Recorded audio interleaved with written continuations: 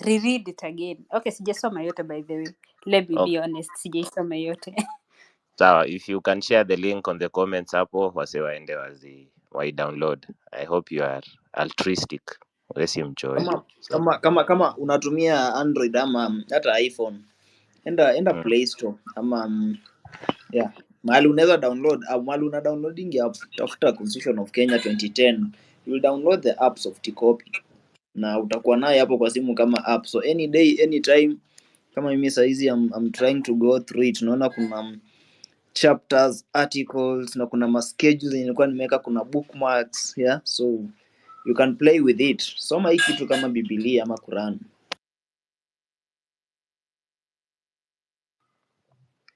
exactly. Sorry. Nilijimute bila kujua. Okay, so thanks Chela, and manze, it's an amazing time to be around, how do I put it, around governance, because kama utakuwa active at this point, I don't think there's ever going to be another opportunity for you to be active. So apart from listening, be active, be an active listener. Checks only, it's been a while.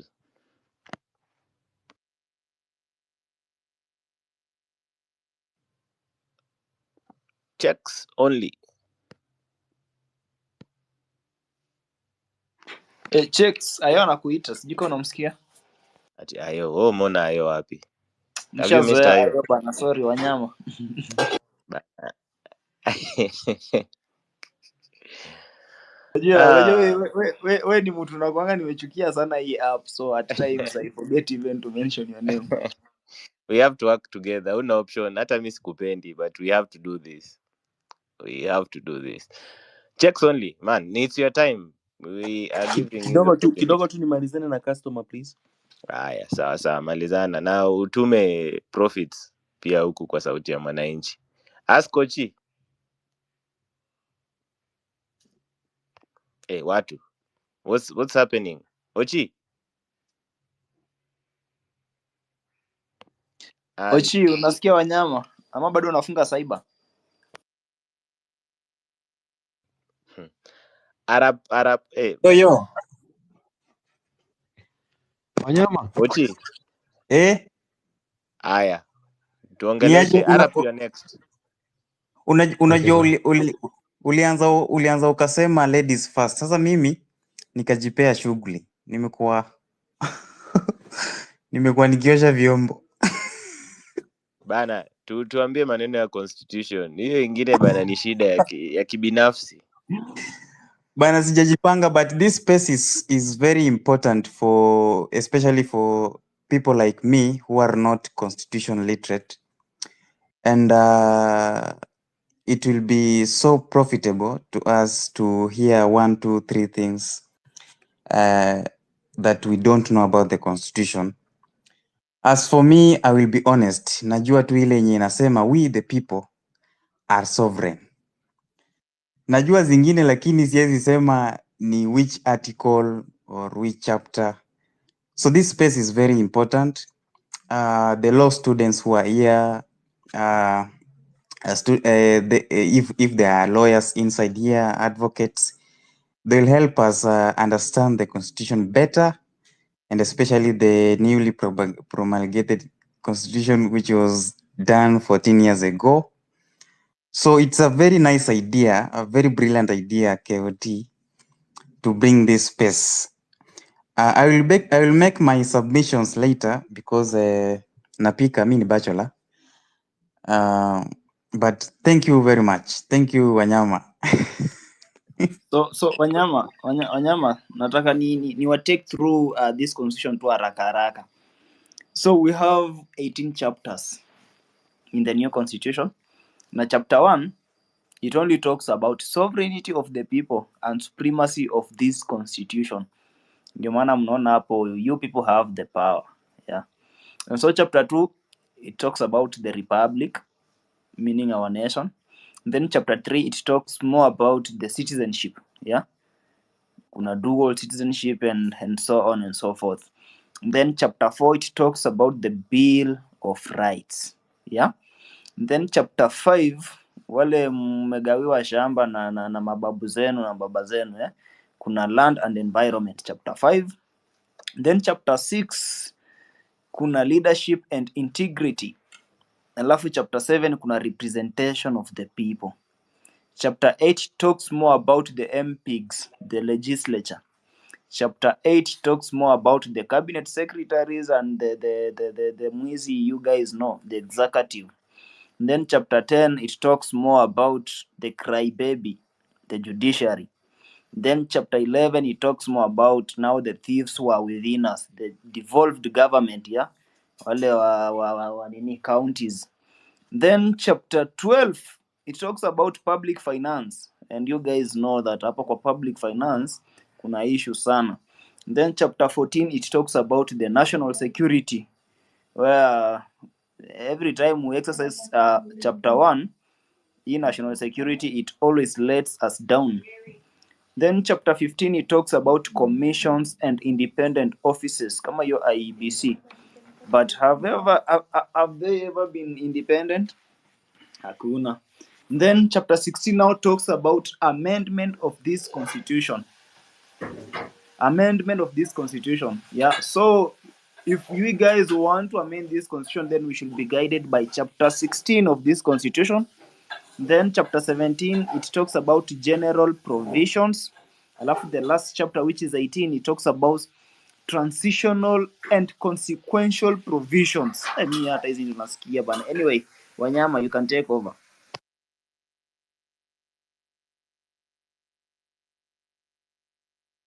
Sorry.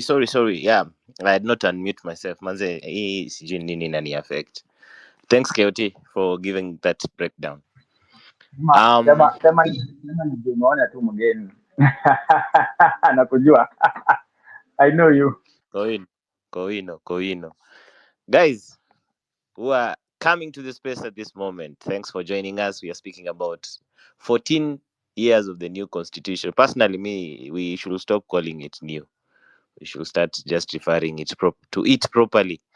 It's called the 2010 Constitution. So, tuangalie vile tunasonga nayo. Generally, we're just speaking about what do you know about the Constitution and what is your celebration about it? Is it working? Is it not working? What's your view about that as well? And at this point, we want to also let you know that the Sauti ya Mwananchi team is growing. And we have a new co-host, at least bana tulisikia kilio chenu. Ikabidi tuwaongezee madem in the team. If you don't know the Sauti ya Mwananchi team, that is huyu jamaa mwenye sipendi anaitwa Marvin Mabonga. The feeling is musho. Tupendani, but we have to do it. Marvin and I are the hosts. So I am Wanyama Wafula. I host in the morning drive show. Marvin hosts at night. Chenye tunafanya hapa saizi. Then there is a team of co-hosts. That's Esco Wino. Huyo mwenye anaongea hapo. Amekuwa akiongea a few minutes ago. Then there is Ayo the sixth. Rabia Hawa, who's the other lady. And now we have another lady. Her name is Binti Africa. So Binti, welcome to the team. What do you have to say, Binti? Ngojeni msikie sasa kizungu. Huko unajua Rabia anakuanga na Kiswahili sanifu. Hapa sasa tumewaletea Kiingereza kizuri. So it's a balanced team. What do you have to say, Binti? Binti, how are you? I'm good, thank you. How are you guys? I'm Mabonga Akawino. Hi, everybody else. How you doing? Umesikia? Guys, have you heard that? Anyway. Mwambie Binti arudie. Hata nimemaliza kupika na kula bana na sisikii hizo vitu hata mimi niko kwa ile mrenga ule hapo. Ambia Binti aongee kwa lugha yenye wananchi wanaweza elewa sasa. Hiyo alikuwa anaongelesha watu wengine. Nimesema uko aje? Binti, wasifikirie tu ni accent uko nayo. What do you have to say about the constitution? So, please, go ahead. Yeah, with that lingua of yours. Usisikize Kowino. You just do you. We want to hear that British accent. Yeah, like for real, I don't think it needs changing like at all. I feel like, okay, for now at least, because we haven't really tried it. It's like how to explain it. It's like you have a car and it's not moving. So you, instead of like taking off the handbrake, you go and start taking off the tires and changing the engine and doing whatever. Like just take off the handbrake and let the car roll, you know?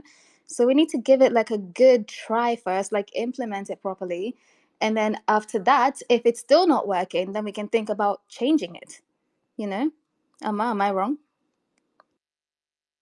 I get you. I agree. Thanks for supporting my side of the argument, but manze, the constitution is just too big, too big for me as well. But we'll find a way of breaking it down, especially for the audience. Let us continue with now. I'm almost done with my hour, by the way. So let us continue with the same energy. Ukikuja hapa kwa mic, mi naongea lugha zote. I don't have an accent, but we'll get better at it. Mi I don't naongea have one Kiswahili. either. Missing the accents. Ukikuja hapa kwa speaker panel, speak the language you're comfortable with. Don't feel like you are being pressured. Universally accepted languages, English, Swahili. We'll try. Tutaona watu wa French at some point. Now to go to the other speakers, Arap alikuwa hapa, sijui ameenda wapi. Ndiwa, how are you? I'm fine. Unanisikia? Nakusikia loud and clear. Najua shida sijui ni mbona sisikizi watu wengine, sijui ni simu yangu ndio iko na shida, but ni sawa.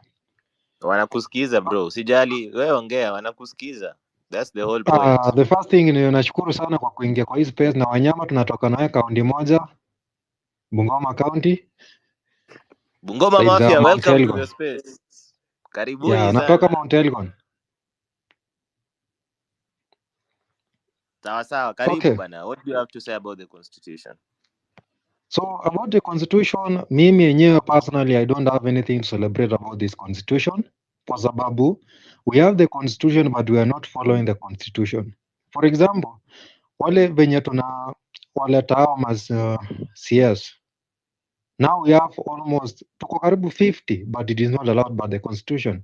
So even if they say that they want to amend, it is just like they want to oppress us more, you know?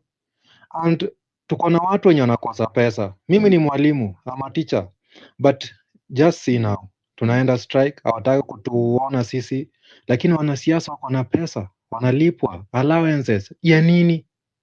So this constitution is just there kuoppress tu ule mwenye hawezi sikika, na what I can urge you is that let's press on na tukiweza kumtoa huyu jamaa kwa kiti tumtoe, na kama hatutaweza sahi, wacha tuchukue tu kura 2027 tusema aende nyumbani.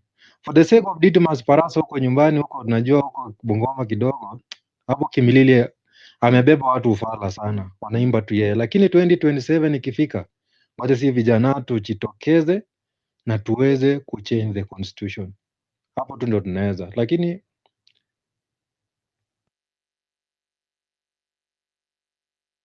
Ndiwa pale Kimilili, usijali, 2027 naenda kuchukua uongozi hapo kama MP. Who is coming after Didmus? sawa, karibu.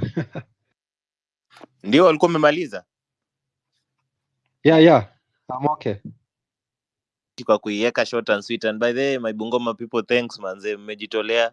I was even doing by the KOT, we need to join those groups bana. Waso manze, mmejitolea, nasikia mpaka waso wameanza sensitization huko kwa ground Bungoma kudownload X. So manze, thanks a lot kwa sababu kujisukuma kusema download X, mnaambia wazazi.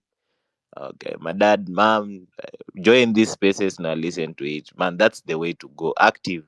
Na vijana wamesema by the way, wazazi hakuna kunini kudanganywa na politician. They are being forced to join these online spaces.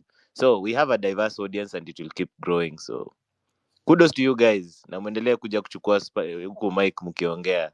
Everyone from Kenya is also advised kuja hivyo because that's how the ground is shifting slowly towards the point of mkuwe literate. Mabonga alisema anasimama huko Kimilili. So mjue tu hivyo, mta support KOT at some point. As well, sisi bado tuko kwa media tu huko. Mweru. I'm here. Thanks for giving me the mic. I mean, I'm so happy that, hi everybody. Hi guys. So I live in the diaspora, and to be specific, I live in the U.S. So when it comes to this discussion of the Kenyan Constitution, it really has become sort of personal for me. So yes, so there's a lot of peaks and packs about it that is very positive, very very positive. Majority of it, honestly, is essentially a copy paste of the U.S. Constitution. And my principle as a Kenyan and as an African living in the diaspora is African problems need African solutions. And I've said that in several spaces. So there's a lot of about this constitution that is not applicable in Kenya. Let's be realistic about that and accept the reality.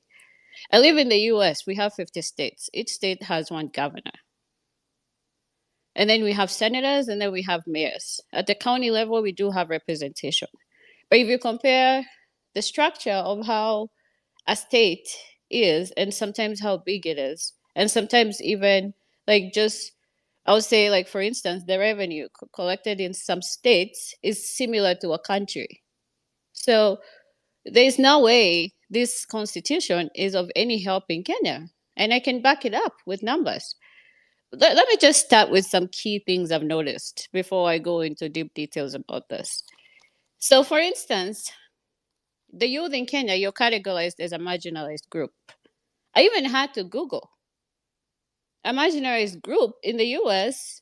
It does not it's not reflective of what a marginalized group is in Kenya, because in Kenya we have tribes and all tribes are Kenyans, no matter what tribe you are from. So, for instance, the youth in Kenya is not a marginalized group. You're the majority of the population.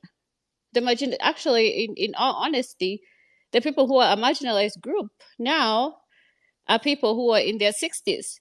You guys are 75% of the population. You're the majority. You're not a marginalized group. How are you being categorized in a constitution in the same category as somebody who is disabled?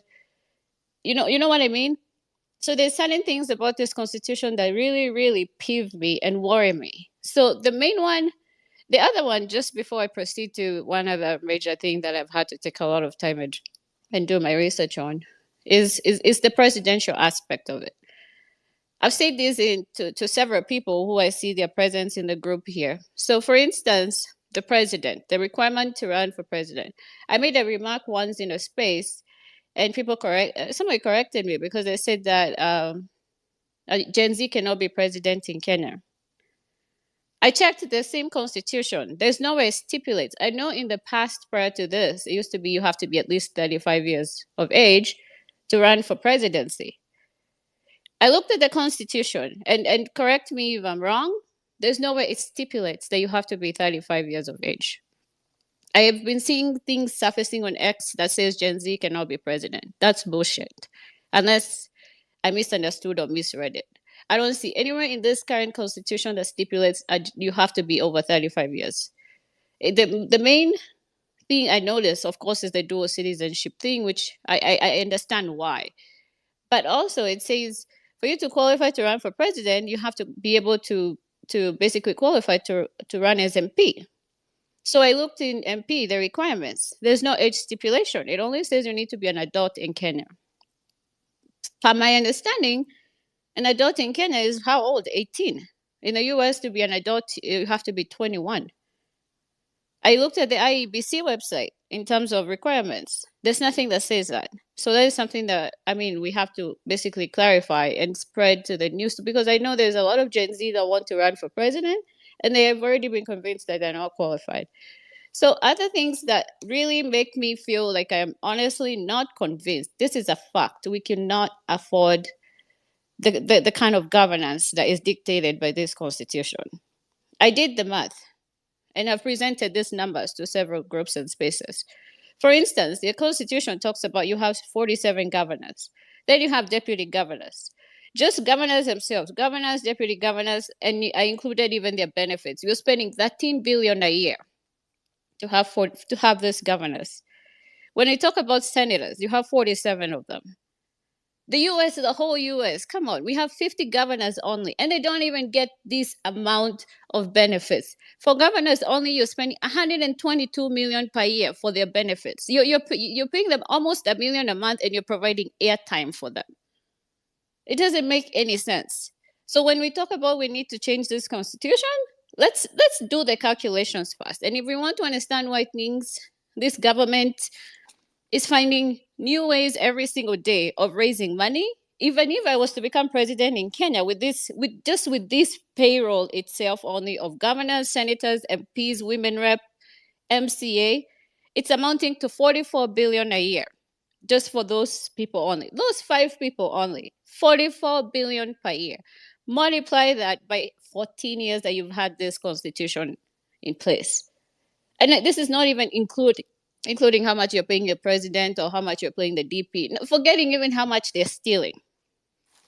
The other numbers that rattle me is the fact that revenue-wise in Kenya, you're collecting 13.3 trillion. They've collected 13.3 trillion in the last 10 years. So, I mean, let's think about it like this. We cannot afford this. We can't afford some of these things that are stipulated. I can understand how and why some measures were placed and put in place, because at the time Kenya was going through a tribal crisis. But in my honest opinion, we have to decide what we want. If we want economic development, if we want your college tuition for the government not to find ways, because they need to raise money to secure their own salaries. That's why you're seeing some things like this funding model. If anybody on this space goes to school in the US, you can see what they're trying to do in Kenya. It's the same shit, very similar they do here. And that brings me back to my principle. African problems need African solution.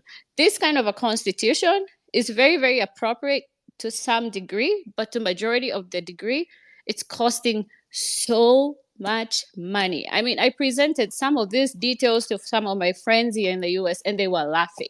They could not believe it. So, yeah, I agree. There is positives, but the negatives, honestly, are it's hard to wrap my brain around it. And then when you think about it, if how can Kenya afford to pay a governor $1 million, a million Kenya shillings, sorry to say, a month, 12 million a year? A teacher's salary is only, I was looking, average in Kenya is 56,000. A nurse's salary in Kenya is about 56,000. These people are always on strike demanding payment. I have never seen women rep going on strike that they haven't been paid. I've never seen MCAs going. Don't even get me started on MCA, because this triggers me. Women rep triggers me the most. So we'd rather spend 837 million to have women represent us. What are we talking about? We need to decide what our priorities are. Should I prioritize as a woman in Kenya, a young woman in Kenya, to have a woman sitting in office making almost 9 million a year, just so I have a face who is a woman representing me? Or should we eliminate these positions that have proven to be, sorry for lack of a better word, because majority of the women reps have been trying to see how essential they are. They're useless. And we're wasting money. All this money needs to be diverted to education. And the cost of education is not going to go down. Where land? Please land. Yeah, so anyway, sorry, I apologize for taking up so much time. But yeah, I mean, when we're talking about this constitution, let's follow the money and see how we are wasting money as we continue to enact it. Thank you. I was laughing at your comment of women reps are trying to feel essential. That's what I was laughing at. Yeah, they're not essential. I mean, sorry to interrupt, but I have read a book called Essentialism. Less is more. Less is more. I don't need a woman making almost $1 million a month to represent me. I need education. I need my education to be free. If majority of the population is between the age of 15 and 13, what are the essential needs? Education. So should we find excuses and reasons to waste money on salaries on people who are already rich? No. Sawa, tumekusikia Mweru, tumekusikia. Maintain the anger, as I always say. As I always say, guys, if you're mad, come speak to the spaces. Don't drink water. Breathe in, breathe out, come and vent. This is Sauti ya Mwananchi. Let's go to Kenyans and then we will follow closely by Dan chapter. Kenyans. Mtu wa seti. Wanyama. Yes, Koina. Actually kuna kitu Mweru amesema I wanted to highlight on. Nimekuwa nikiona by the way. Hiyo part ya to vie for the presidency. Kwa constitution by the way there is nowhere stated lazima ukuwe at the age of 35 at all. Ukiangalia qualifications of the president, that is not one of them. So unless the legal experts wako maybe up and down watuambie if there is an act of parliament that says you must be 35 and above, then actually anyone who has attained the age of 18 and has all the certificates required and is a vice president, unless there is an act of parliament saying so. Yeah. Yeah, so Okay, good evening all of you. just hata mimi to add on that, there is this guy we were anaitwa Muthiora ama sijui anaitwaje. This guy tulikuwa naye leo kwa protest amongst those who were arrested. This guy in 2022 he vied for presidency, yeah. And so when he vied for presidency, he presented his papers to IEBC. But aka nini alikuwa left out because of the age, yeah, hakuwa amefika 35 years. I guess you guys know ule jamaa alichoma nini, alichoma the voters card time fulani hapo nini hapo Bomas of Kenya mahali kulikuwa wanafanya hizo vetting za IEBC. So hadi mimi sijaona kwa constitution ukitaka kuwa president ati lazima ukuwe umefika 35 years. Haiko hapo, inasema tu as long, in fact let me just go through the constitution, niko naye hapa. Wanyama endelea tu, alafu mkishamaliza natafuta hiyo chapter. Yeah, sijui ni ya leadership. Cheki. Yes. Okay, good evening. Anafaa kupimwa kaa kona akili poa. Unaona kaa ruto yake ni mbaya. Tuangalie pia hiyo. Sawa, tumesikia guys. We're progressing nicely. I said Kenyans was next. Kenyans, mtu wa seti. Are you able to hear me before I continue? Yeah, I'm able to hear you, but kuongeta Okay, next sawa. When next you're ready. Yeah, next when you're ready, tutakuwa request. Sawa. Okay. When you're ready, request for the mic again. Okay. Good evening. Next. Good evening. Next was Good evening. Dan chapter. Titus, please. Kuna kuanga na queue hapa hivi. There is a flow of people, so when it comes to your time, you'll be given a chance. So just wait. Dan chapter. Can you hear me? Mr. Dan chapter, DP. Wait, hold Going on. once. Maybe you can't hear. DP, can you hear Wanyama? Nope. DP. I think he can't. Okay. Ochi, are you able to speak? Wacha niache Ochi kwanza. Ochi, sort out your issues at the moment. Then there is Glass King, KE. Glass King, KE. Someone please call out Glass King. Maybe he can't hear me. Glass King, KE. Amaniwa Wanyama, or is it both of us? Glass King, can you hear us? Glass King. Naona ame unmute mic but I think maybe ni network because probably he's talking.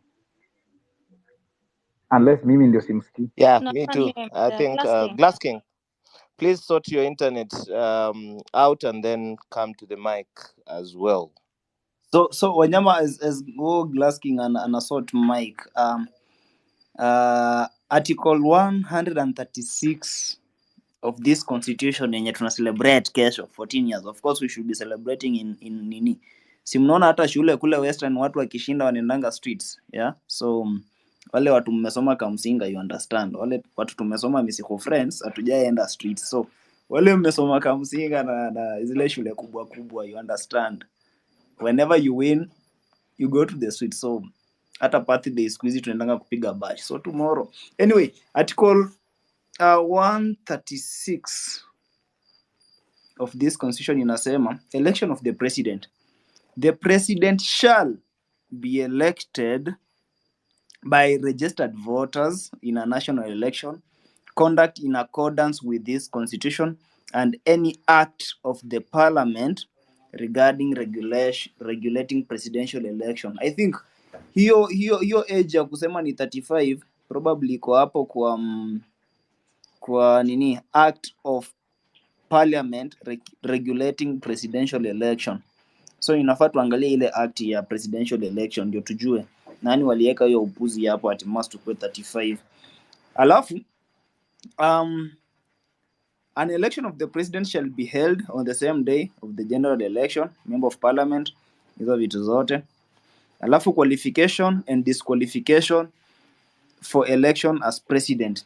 A person qualifies for nomination as a presidential candidate if the person is a citizen by birth, is qualified to stand for election as a member of parliament. Mkiangalia kwa member of parliament inasema any person mwenye attain your age 18 is eligible to vie as a member of parliament. And this article 137 mnasemanga sijui sabbaticals and what inasema for a person to qualify to vie as a president, yeah, he must have qualified to stand for election as a member of parliament. Anyway, maloya bana inafaa mkuja mtuchambulie hii kitu. And also is also nominated by a political party or an independent candidate and is nominated by not fewer than 2,000 voters from a majority of the counties, meaning kama tuko na county 47 inafaa upate at least 2,000 votes from 20 what half ya 47 ni ngapi? Mtapiga hii hesabu alafu muniambie. I'm sure ni 28 ama 29 hapa. Then of course he owe allegiance to a foreign. A person is not qualified for nomination as a presidential candidate if the person owes allegiance to a foreign state or is a public officer or is acting in any state or other public office.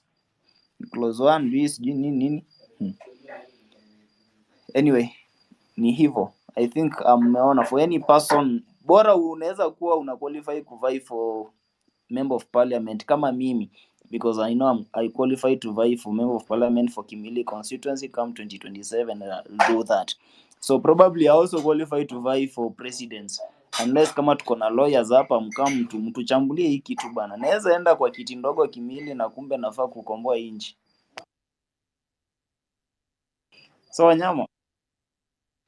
Yes, Baba. Thanks, KOT. Ni top of the hour in 2 minutes. So, guys, I'm just going to read the comments and then we see how this goes.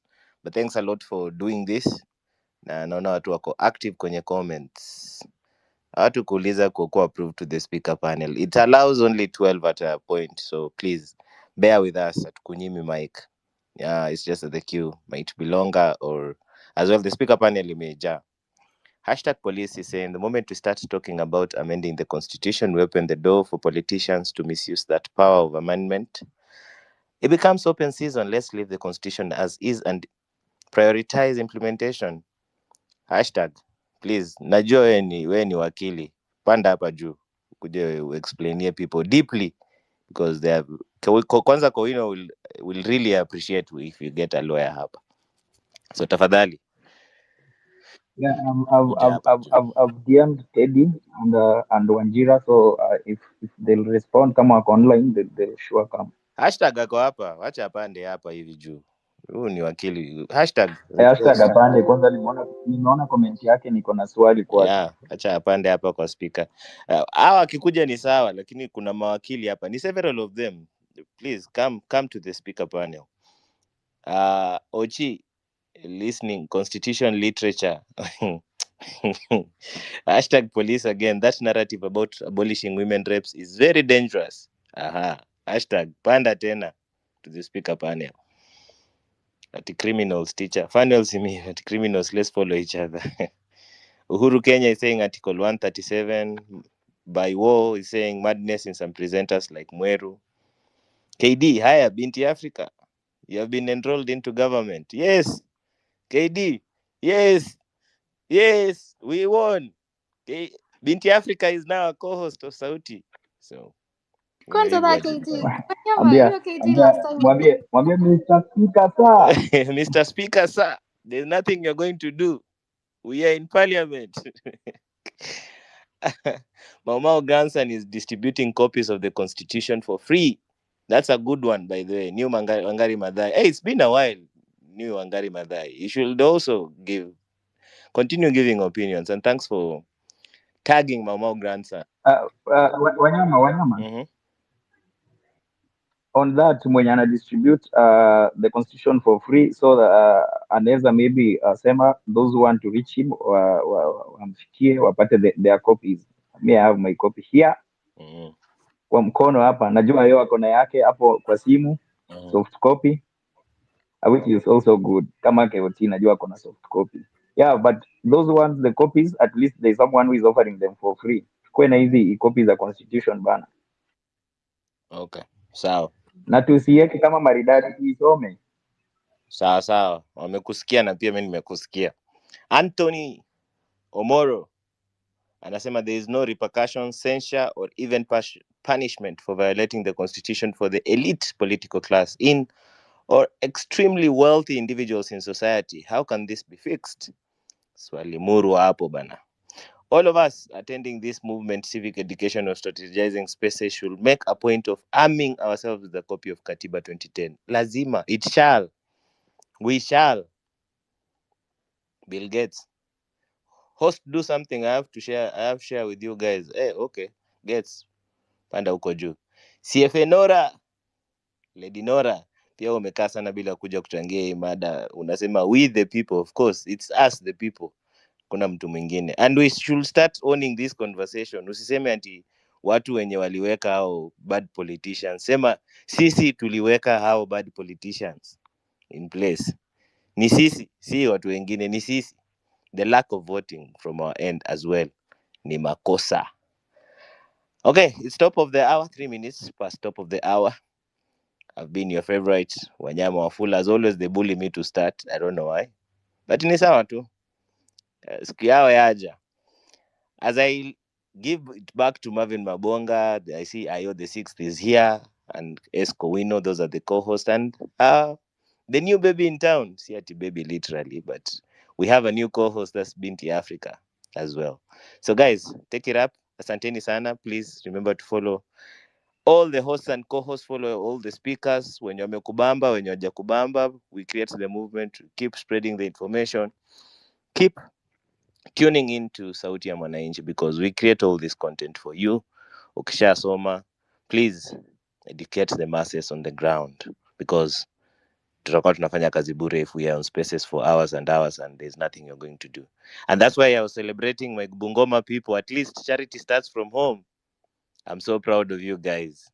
Endeleeni kuinject to our parents and fellow youth in Bungoma because huko kuna shida kubwa sana. Mimi na Mabonga tutakuja huko na tu inject. Asanteni sana. Back to you Mabonga. Who are the people? We are the people. So you are the person. Wewe ndio umeweka huyo Ruto hapo. Na umetumia hii katiba kumweka hapo na unaweza mtoa. Wewe ndio umeweka ule MP wenu hapo and of course you are guided by the constitution. Yeah, tunakwanga na siku moja tu ya kupiga kura. Unless kama sasa tunataka kufanya venye tunafanya because nimeangalia article 1 of this constitution. Inasema sovereignty of the people and supremacy of this constitution. Inasema all sovereign powers belongs to the people of Kenya and shall be exercised only in accordance with this constitution. Wanasema the people may optional, they may exercise their sovereign power either directly or through their democratic elected representatives. By doing it directly, it means we storm the parliament, we storm the state house, we are exercising it directly because the constitution says people may, but before that people shall exercise the power in accordance with this constitution. So at least hizo ndo vitu mimi zinanifurahishanga nikianza kusoma constitution na article 37 which requires us to go to the streets to picket, demonstrate peacefully to present the petitions. So I think Binti, are you ready to run for 30 minutes at least? Tuchangamshe hawa vijana huko chini. Yeah, yeah. Intakana useme with the accent. Be, are you ready? Unanichosha vibaya. Okay. Karibu sana kwenye mic Binti. Asante. Hi, hello people. How are you? So tomorrow, you guys said it's the birthday of the Constitution, and what I want to know, by the way, because I have to admit, I only started reading this thing recently, like in the past 3 months or so. So why don't we get taught it like in school from nursery to whatever? Like they just inject some small information, some small doses here and there, you know? Anyway, so yeah, tomorrow is Katiba Day. I want to hear from you guys. Are you showing up to the streets? And who's bringing cake, by the way? We can't have a birthday without a cake. Who's bringing the cake? Kenyan Voice, are you ready to speak? Kenyan Voice. Yes, I can speak. Thank you, Binti Africa. Asante KOT Wanyama.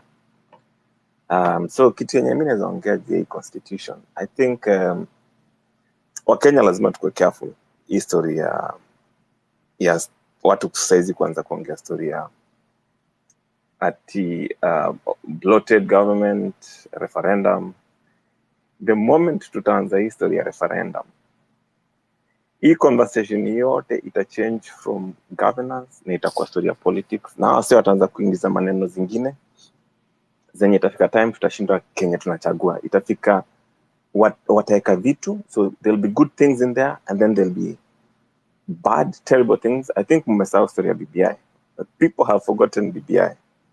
So things will be inserted there that we don't want, and then they force us to pick between two things. Waseme you have to pick either this one or the old one.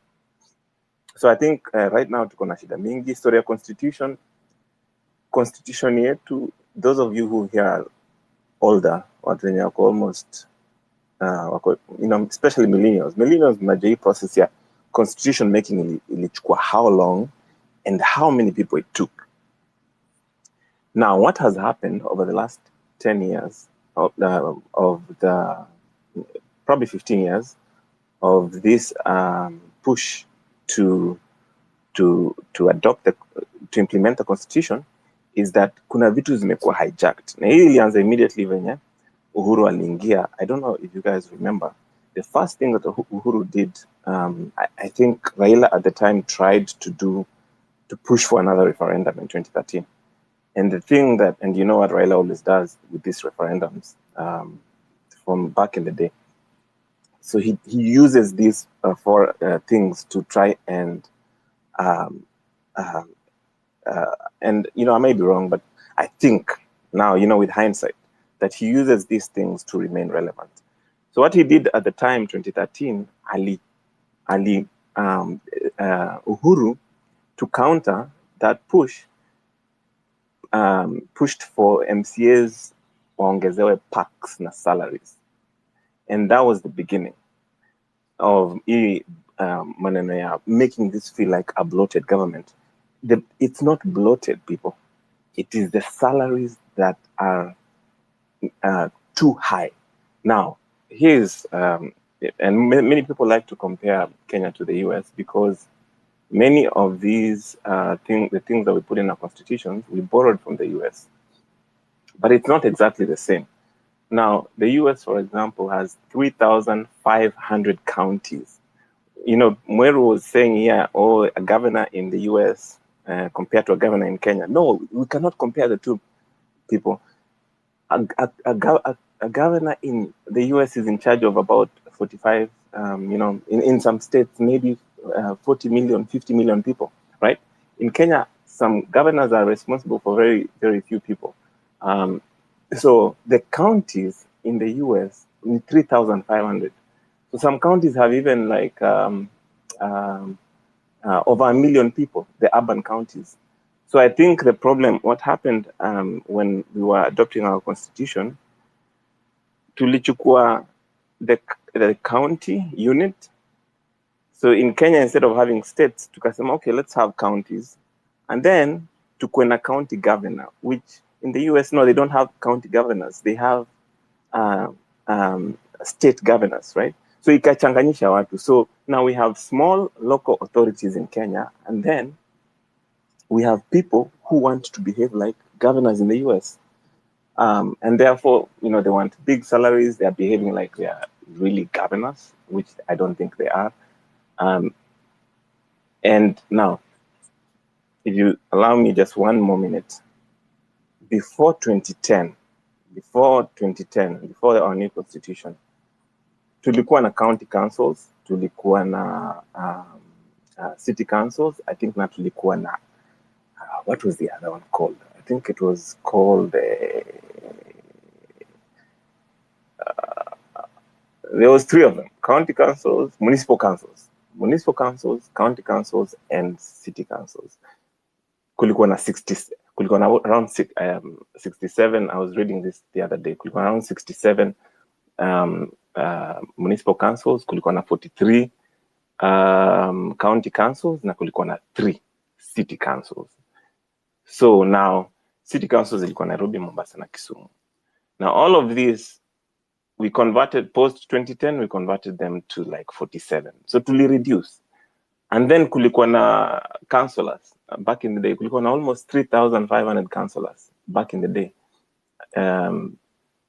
But the difference now is that now we are paying the people who used to be councillors much more money. We are paying people who used to be chairman of county councils or city councils or municipal councils much more money. So the problem is not representation. The problem is the salaries. Salaries are bloated.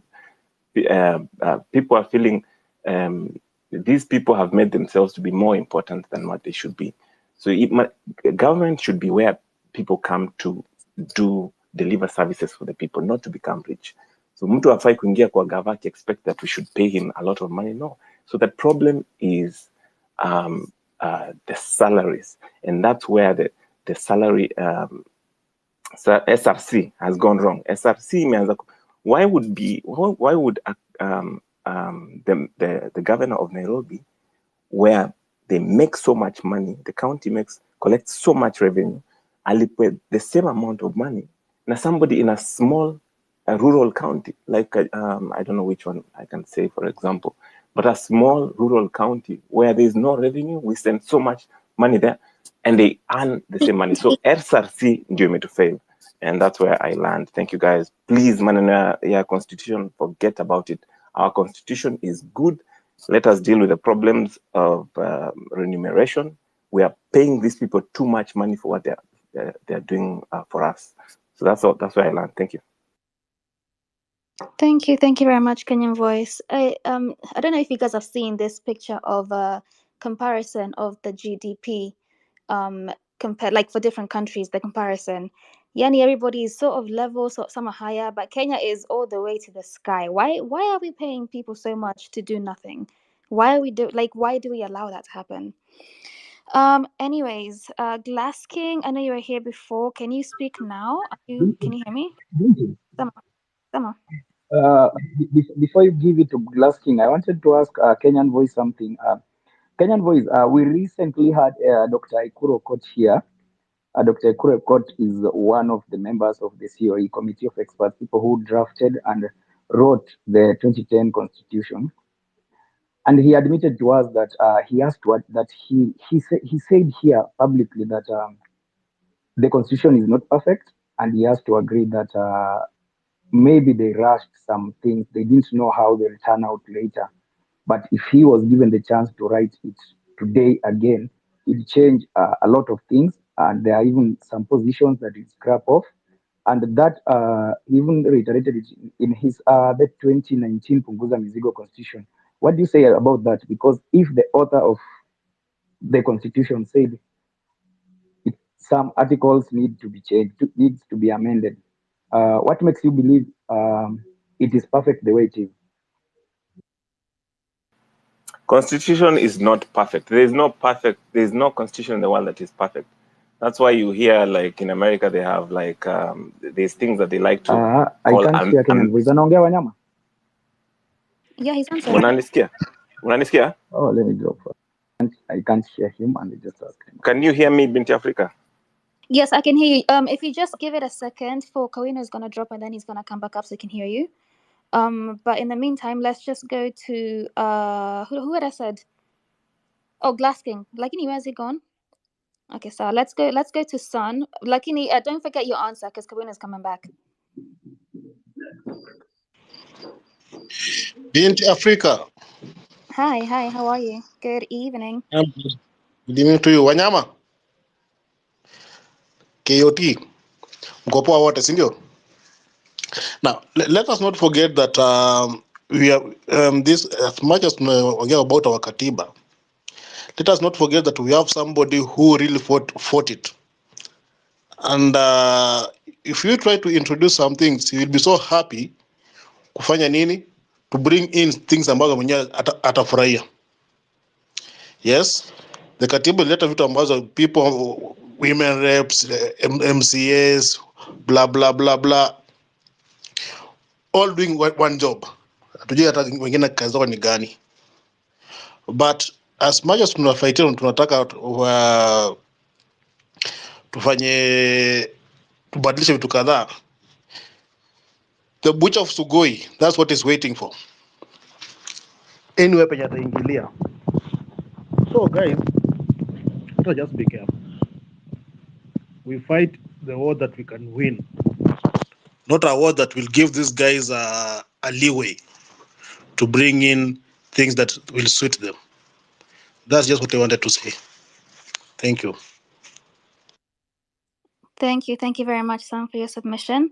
Kenyan Voice, I think Kawino is back. I think he asked you about one of the writers of the Constitution admitting that he would change some things about it. Kawino, can you hear Kenyan Voice? Hello, can you hear me? Kowino, ni Kowino ama ni ilikuwa KOT? Ilikuwa Kawino. Kawino, kwani umeenda wapi? Wewe, hebu fix your Wi-Fi before you come to this space. Okay, just give him a second to come back up again. So. Okay, for now, we'll just go to #police. Right. Hi, good evening, everyone. Can you hear me? Loud and clear. Okay, I've just come because I've been summoned very loudly. Today I was planning to just listen in. But since I'm here, perhaps I can go ahead and also just give my views about what I think in relation to our current constitution. I like what somebody said, that 14 years is actually not a long time. Like, our constitution is technically still a teenager. And I don't think we need to be in a rush to amend it. And I've heard the comment that has just been made now about the fact that even one of the drafters believes that, it's not perfect. They could have done things differently if they were to draft that constitution right now. And I think that may well be the case. Although I think the constitution as is, it works out perfectly for us. I think the moment, I also want to echo what the previous speaker has talked about, the moment we start opening doors for amendment, we create a precedent. And that is something that we do not want. Already there was an MP who was talking about amending the term for presidents to be 7 years. That idea is already floating around. So we don't want to give that opportunity. But if it is indeed the case that, majority of the Kenyans feel very strongly that we need to amend some aspects of the constitution, for me, my view would be that has to be a very informed decision, backed by data, backed by research. I like what, I think it was Mweru who talked about, I agreed with some of the things that she said. She talked about, the numbers, doing the computations. Like, let's run the numbers. Let us see, why do we want to, for example, I don't know, reduce the number of representatives that we have? It has to be a very informed decision, such that threshold for amending the constitution is a very high threshold.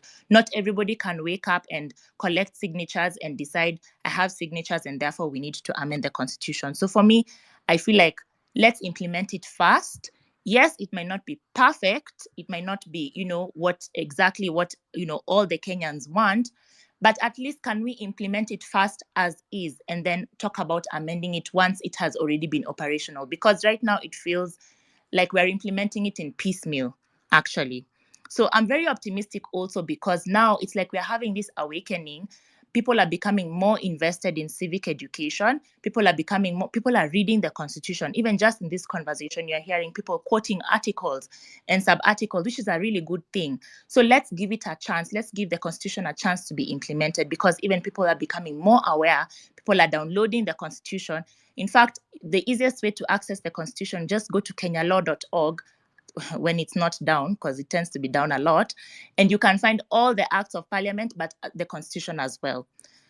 Let me also talk about the issue about women reps, because that's also another thing that Wanyama pointed out. I had commented in the comments. I think it's very dangerous to talk about eliminating that position. Granted, I understand where that sentiment is coming from, but there is a reason why that position was created, and it is in the Constitution. First of all, there's a two-third gender rule, which we ought not to forget. And we also have, it's actually expressly set out in the Constitution under Article 97. In the Constitution of Parliament, the women rep position is actually expressly set out, and for various reasons. Historical injustices, because women tend to be marginalized when it comes to things like politics. You want to have a diverse view. You want to have, when representatives are representing Kenyans at large at Parliament, you want to have women also who have voices, who are there. You also want to, I think Kenya is also signatory to certain international statutes and laws where, as part of being, a member to those regimes, you need to comply with women representatives or women positions or supporting women and elevating the position of women in society. So there are many reasons why that position is important. I think what we need to be talking about instead is how to hold those women responsible or accountable. And perhaps, in fact, I think maybe let this even be a separate space, because this sentiment about women reps, what do they really do? How can we hold them accountable? Are they just there as flower girls? Like, it keeps coming up all the time. People because it's a very emotional discussion, we are feeling like our taxpayers' money is being misused. Then automatically people come to the conclusion that let us abolish that position. And that should not be the case. I think that should be a separate discussion. We need to look at the objectives why, but most importantly, to brainstorm and to figure out what should their role be. Should we give them a job description such that in my constituency, I can say this women rep is supposed to do 1, 2, 3, and they are not. I think that is what or where the conversation should be revolving around. But we should hold them to a high standard, the same way we hold male leaders. So it's not, I feel like it's unfair to just say, the women rep position is there for nothing. It's useless. No, they're all leaders. The same way we want women representatives to be held to a high accountable standards, the same way we should hold the men as well. Finally, this is actually to KOT Sonko. I like the fact that you're talking about Article 1 and Article 37. Those are the articles for you that you are living by right now. But I want to add one more for you. I think that should be Article 2. Article 2 of the Constitution talks about supremacy of this Constitution. Everybody should remember, this Constitution is the supreme law of this land. It is the highest law of this land, higher than any other act, any other law. In fact, Article 2 even goes further to say that where any law, including customary law, that is inconsistent with this Constitution, it is void to the extent of the inconsistent. Article 2 chapter. This is Article 2, sub-Article 4. Right? So it says any law, including customary law, which is inconsistent with this Constitution is void to the extent of the inconsistency, and any act or omission in contravention of this Constitution is invalid. So you need to remember that. So even right now, as there's so much confusion about should a presidential candidate be 35 years old or not, and there's been the suggestion that perhaps it is set out in an act of parliament. Even if that is the case, the fact is, what does the Constitution say? The Constitution is the overriding legal piece of law that we have. That is what you should always remember. It is supreme. It is the supreme law of the land. That is why you hear finance bill has been made inconstitutional. Hashtag. Yes. My constitution, chapter 1, article 2, it talks about something different. It says the people may exercise the sovereign power either directly or through their democratic elected representatives. So So you're maybe looking you at enlighten. Yes. Yes, you're looking at a wrong provision. So what you're reading is Article 1, sub-article 2. So I am talking about Article 2, which is the next one. So Article 1 talks about sovereignty of the people. Yes, After Article that, 1, it talks about sovereignty of the people, which belong, all the sovereign powers belong to the people. Then yes. 2, according to what I'm having, it says the people may exercise their sovereignty power directly.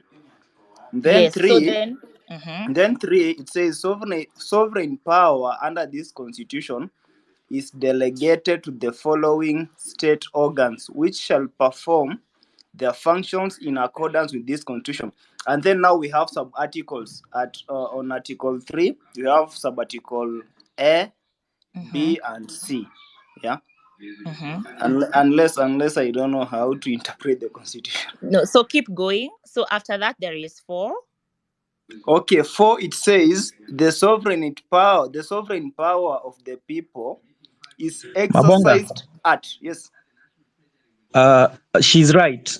4 says any law, Oh, including customary law, okay, that yeah. is So inconsistent with this constitution is void. the supremacy of this constitution, which is now Article 2. Yes. Yes. Oh, hizi Yes, so zingine that's what zimekuanga I'm referring to. sabbaticals. Okay. Yes. And I now understand. Yes, Thank you for that's what I'm correction. referring to. No, it's okay. We are here to help. So, yes, that's how you Hashtag. interpret the constitution. Hashtag. Yes? Ni Wanyama, I am so happy. Peleke hii kijana shule. Asome vizuri kabisa. Thank you so much. Thank you for blessing my night. No worries. I'm happy to help. And that's why I came up when you requested me to come up to the speaker panel. But yes, that's why I thought it was important to also introduce this new article to everybody also to appreciate that when we talk about the constitution, you also need to remember it is the supreme law of the land. So you can actually find MPs pass laws, but if they're found to be in contravention of the constitution, then they will be declared to be unconstitutional. You can find that people practice certain, cultural practices. For example, FGM, for example, child marriages. The moment they are found to be, in contravention of the constitution, they will be declared unconstitutional. So that is the point. That is the premise that you should always remember. This text remains to be supreme. And that's why right now we are saying, like, you should be reading your Katiba the way you read your Bible or your Quran. So that's all from me. I think I just wanted to encourage us and also to remind us that it doesn't matter what any other act of parliament says, as long as you're reading the constitution. That is in relation to the question of the age of the president. So, yeah, thank you. Thank you very much. Hashtag police. Hashtag. Oh, sorry, Binti, go ahead first. No, endelea tu. Okay, hashtag, I wanted to ask something. I've heard you talk about the suggestions that people have come, have been saying, the one for scrapping off the women rep seat. There was also another one. I think personally I've been for scrapping off of these nominated MPs, because I think nominated MPs don't represent any member of the public. They specifically represent their political parties and their political masters. Because do they represent anyone? And on women rep seat, I won't comment about that. Yeah, I think I would agree with you in relation to the nominated MPs, because quite honestly, they just go to parliament to represent the interests of the party. And you'll find those nominated MPs would technically say they cannot say anything against what the party policy is. So where it comes to elected representatives, that's where I'm more adamant about, because elected representatives literally are elected by the people. But where it comes, we're talking about nominated people who are just there to serve political party interests. I see why not. Why not review that policy? Why not review that those provisions? Okay. In the now I said I won't comment about this, but okay, let me just do it. In this same constitution, the parliament, um, there is no specific seat for women rep, unless I've not come across it.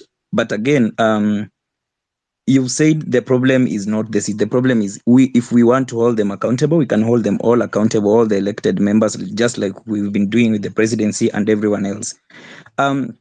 Is the seat, are the women reps in parliament to represent specifically women of the counties, or they are also leaders to represent everyone else? Do they get bursaries like the members of parliament? And if they get the bursaries, the CDF funds, do these CDF funds go to help the girl child in the schools, or they issue them to everyone, even the male child? Okay. Let me start by just pointing you to the relevant provision first before I comment on what you said. So this is Article 97. Article 97, sub-article 1B. So 97.1 talks about the National Assembly consists of, then we talk about B, so 47 women, each elected by the registered voters of the counties, each county constituting a single member constituency. So it's actually provided for in the Constitution that they are elected members of the National Assembly. As relates their role, to be honest, I need to look more into that, whether they actually do get bursaries, whether they actually have, budgets to perform their mandate. And that's why I think my suggestion is to you guys, the co-host and the host, please maybe put out a session for us to actually go into this issue about women reps and what they're supposed to be doing. I don't know how it works on the ground, but what I know is they are elected members of parliament pursuant to the Constitution. It is there. So abolishing that position means going through a referendum to amend the Constitution. Thank you. I actually just saw that it is provided in the Constitution. The second one, you've given me a right answer again. Maybe we should organize another space for this so that you, the legal practitioners, could go deep into it. Thank you. Thank you. Thank you very much, #police and Karina, for your questions. I was going to allow Kenyan Voice and Kawino to just have your discussion. Kenyan Voice and Kawino, can you hear each other now? Yeah, I can speak if he can hear me. Yes, I can hear you. Okay. Yeah, so I think ulikuwa umeuliza kama if Okot said this thing is not good, is not perfect. Yes. Actually, I said he did not say it's not good. He just said there are a lot of things that if he could do again, if he could do this thing again, he would have done it differently. Yeah. That there are things that they probably did them so fast without thinking about the repercussions later. Because at a amendment of the Constitution, if we have to do the amendment of this Constitution, signatures will be collected, zitapelekwa IBC kisha verify, zitapelekwa kwa county assemblies, zikishapelekwa kwa county assemblies watavote, which they can even vote it down. If they happen to approve it, itapelekwa kwa National Assembly and Senate na Parliament ikiapprove, itakuwa forwarded to the President ndio assign. You see that process alone inakuonyesha pekee the parliament iko protected in a way that hao ndio wanaweza amend the Constitution. Sisi tunaweza collect the signatures, yes, but it has to go through them. Okay. Yeah, so I sort of agree that there's no constitution that is perfect. Even ukiangalia, and that's why on our constitution there is an article for amendments and the process of amending the constitution, because the constitution, obviously, it's the supreme law of the land, and you can say that it is a collective conscience of the people. That's how we exercise our collective conscience. But then again, if we want to change something, then we have the right to change it, and that's why there is a provision for amending the constitution. But I think the important thing is to figure out.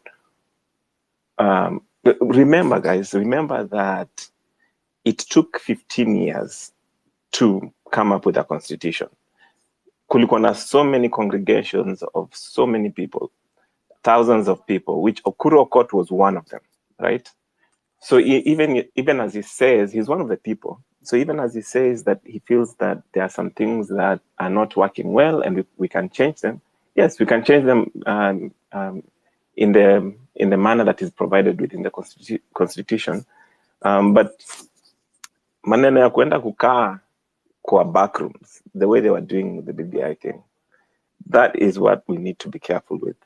Otherwise, they'll insert things that we don't want and force us to pick something. And I mean, we know the problem in Kenya actually is not the constitution. Might have some problems, obviously, yes, some things that we don't like, but for most part, our problem is governance. The president flouts the constitution. Parliament flouts the constitution. They write laws that are not consistent with the constitution. So it's not about the constitution. I think that our main problem, the main problem is just governance, and just as a people, I think just we don't have integrity, and we have not, or even if we had it, we have not shown or exercised integrity. And then just let me reiterate one thing that I said before, because this is the one thing that is very popular with many people, is that we have a bloated government. We had 3,500 councillors. We had about 175 local authorities before. We had all these local authorities had chairpersons and mayors. Now we have 47 governors, and we have about 2,200 MCAs. 2,200 MCAs compared to what we used to have, 3,500 councillors. The problem, again, is not representation, in my humble opinion. It is just we are paying these people much more money than we should pay them. Thank you. I hope I answered your question. Yes, you did. Binti, can I? May Yeah, I? yeah. Go ahead. Okay, so this is Wanyama. So I wanted to also chime in, and just an additional point to this is, I think as Kenyans we need to get to the point where we accept or try and normalize that the Constitution of Kenya is a living document. It's not a cast on stone. I think that's an important part for us to start embracing. Like the creators of the 2010 Constitution, however much goodwill they had, retrospection, all those kind of things, it's not a pitch perfect kind of documentation like the Torah, the Moses Torah, that God gave, let it be done as well. The 2010 Constitution, it's something we can change when it's not serving purpose, or as well it's something that at some point, maybe representation at this point, it might be working. Maybe when they were creating the 2010 Constitution, they, based on hindsight, they were trying to solve the problems of the past. If we get to a time T and we realize that, oh, maybe the term limits are not proper, things like those. I know the term limits are a problem and topic not to dive deep into it, especially now in Kenya. But my point is, let us start treating the constitution as a living document that is supposed to sort the current needs and the immediate future, or as well the long-term needs that we have. If we work from that perspective, then we will go and start embracing things like devolution in its full capacity, because there's also the part of law that county assemblies are mandated to do. So we should not just look at the nationalistic kind of thing, because as Kenyans we like focusing on what parliament can do. It's a bicameral parliament, yes, it has its duties, etc., etc. But the other important part, which is the last mile part, I would like to call it the last mile part of the constitution, is things like, what is our county government doing? The county assemblies, I mean, they have kind of a mirror kind of duty with what is it called, the national parliament. On that light, several things needs to be highlighted, because the constitution is, we have one of the best constitutions in the country, I mean in the continent. Things like sovereignty of the people, as hashtag has mentioned. Things like it's a no state religion. things like leadership and integrity, devolution, rights and freedoms, military deployment. Like, it's properly documented on how we should do it. There's gender equality and representation, which I like the part of hashtag saying, like, you know what, yes, we might agree that the women representation through the women representative role at the moment is not serving the purposes, but we might be curing one side and creating a problem in the other. So the other side is the two-thirds gender role, because we have to uplift that position of women continuously in representation. So once you cure one side, let us also be careful about the other. But the most important part, that it was a gift from the 2010 constitution, I think it's judicial independence. And you've seen consistent, as much as they have not been delivering 100%, is judicial independence in Kenya is one of the best gifts that constitution gave us. So ndio maana most of the Kenyans siku hizi wanaweza ringa waseme twende koti, kama tusikizani twende koti. It's that faith in the court system. So tusisahau hiyo.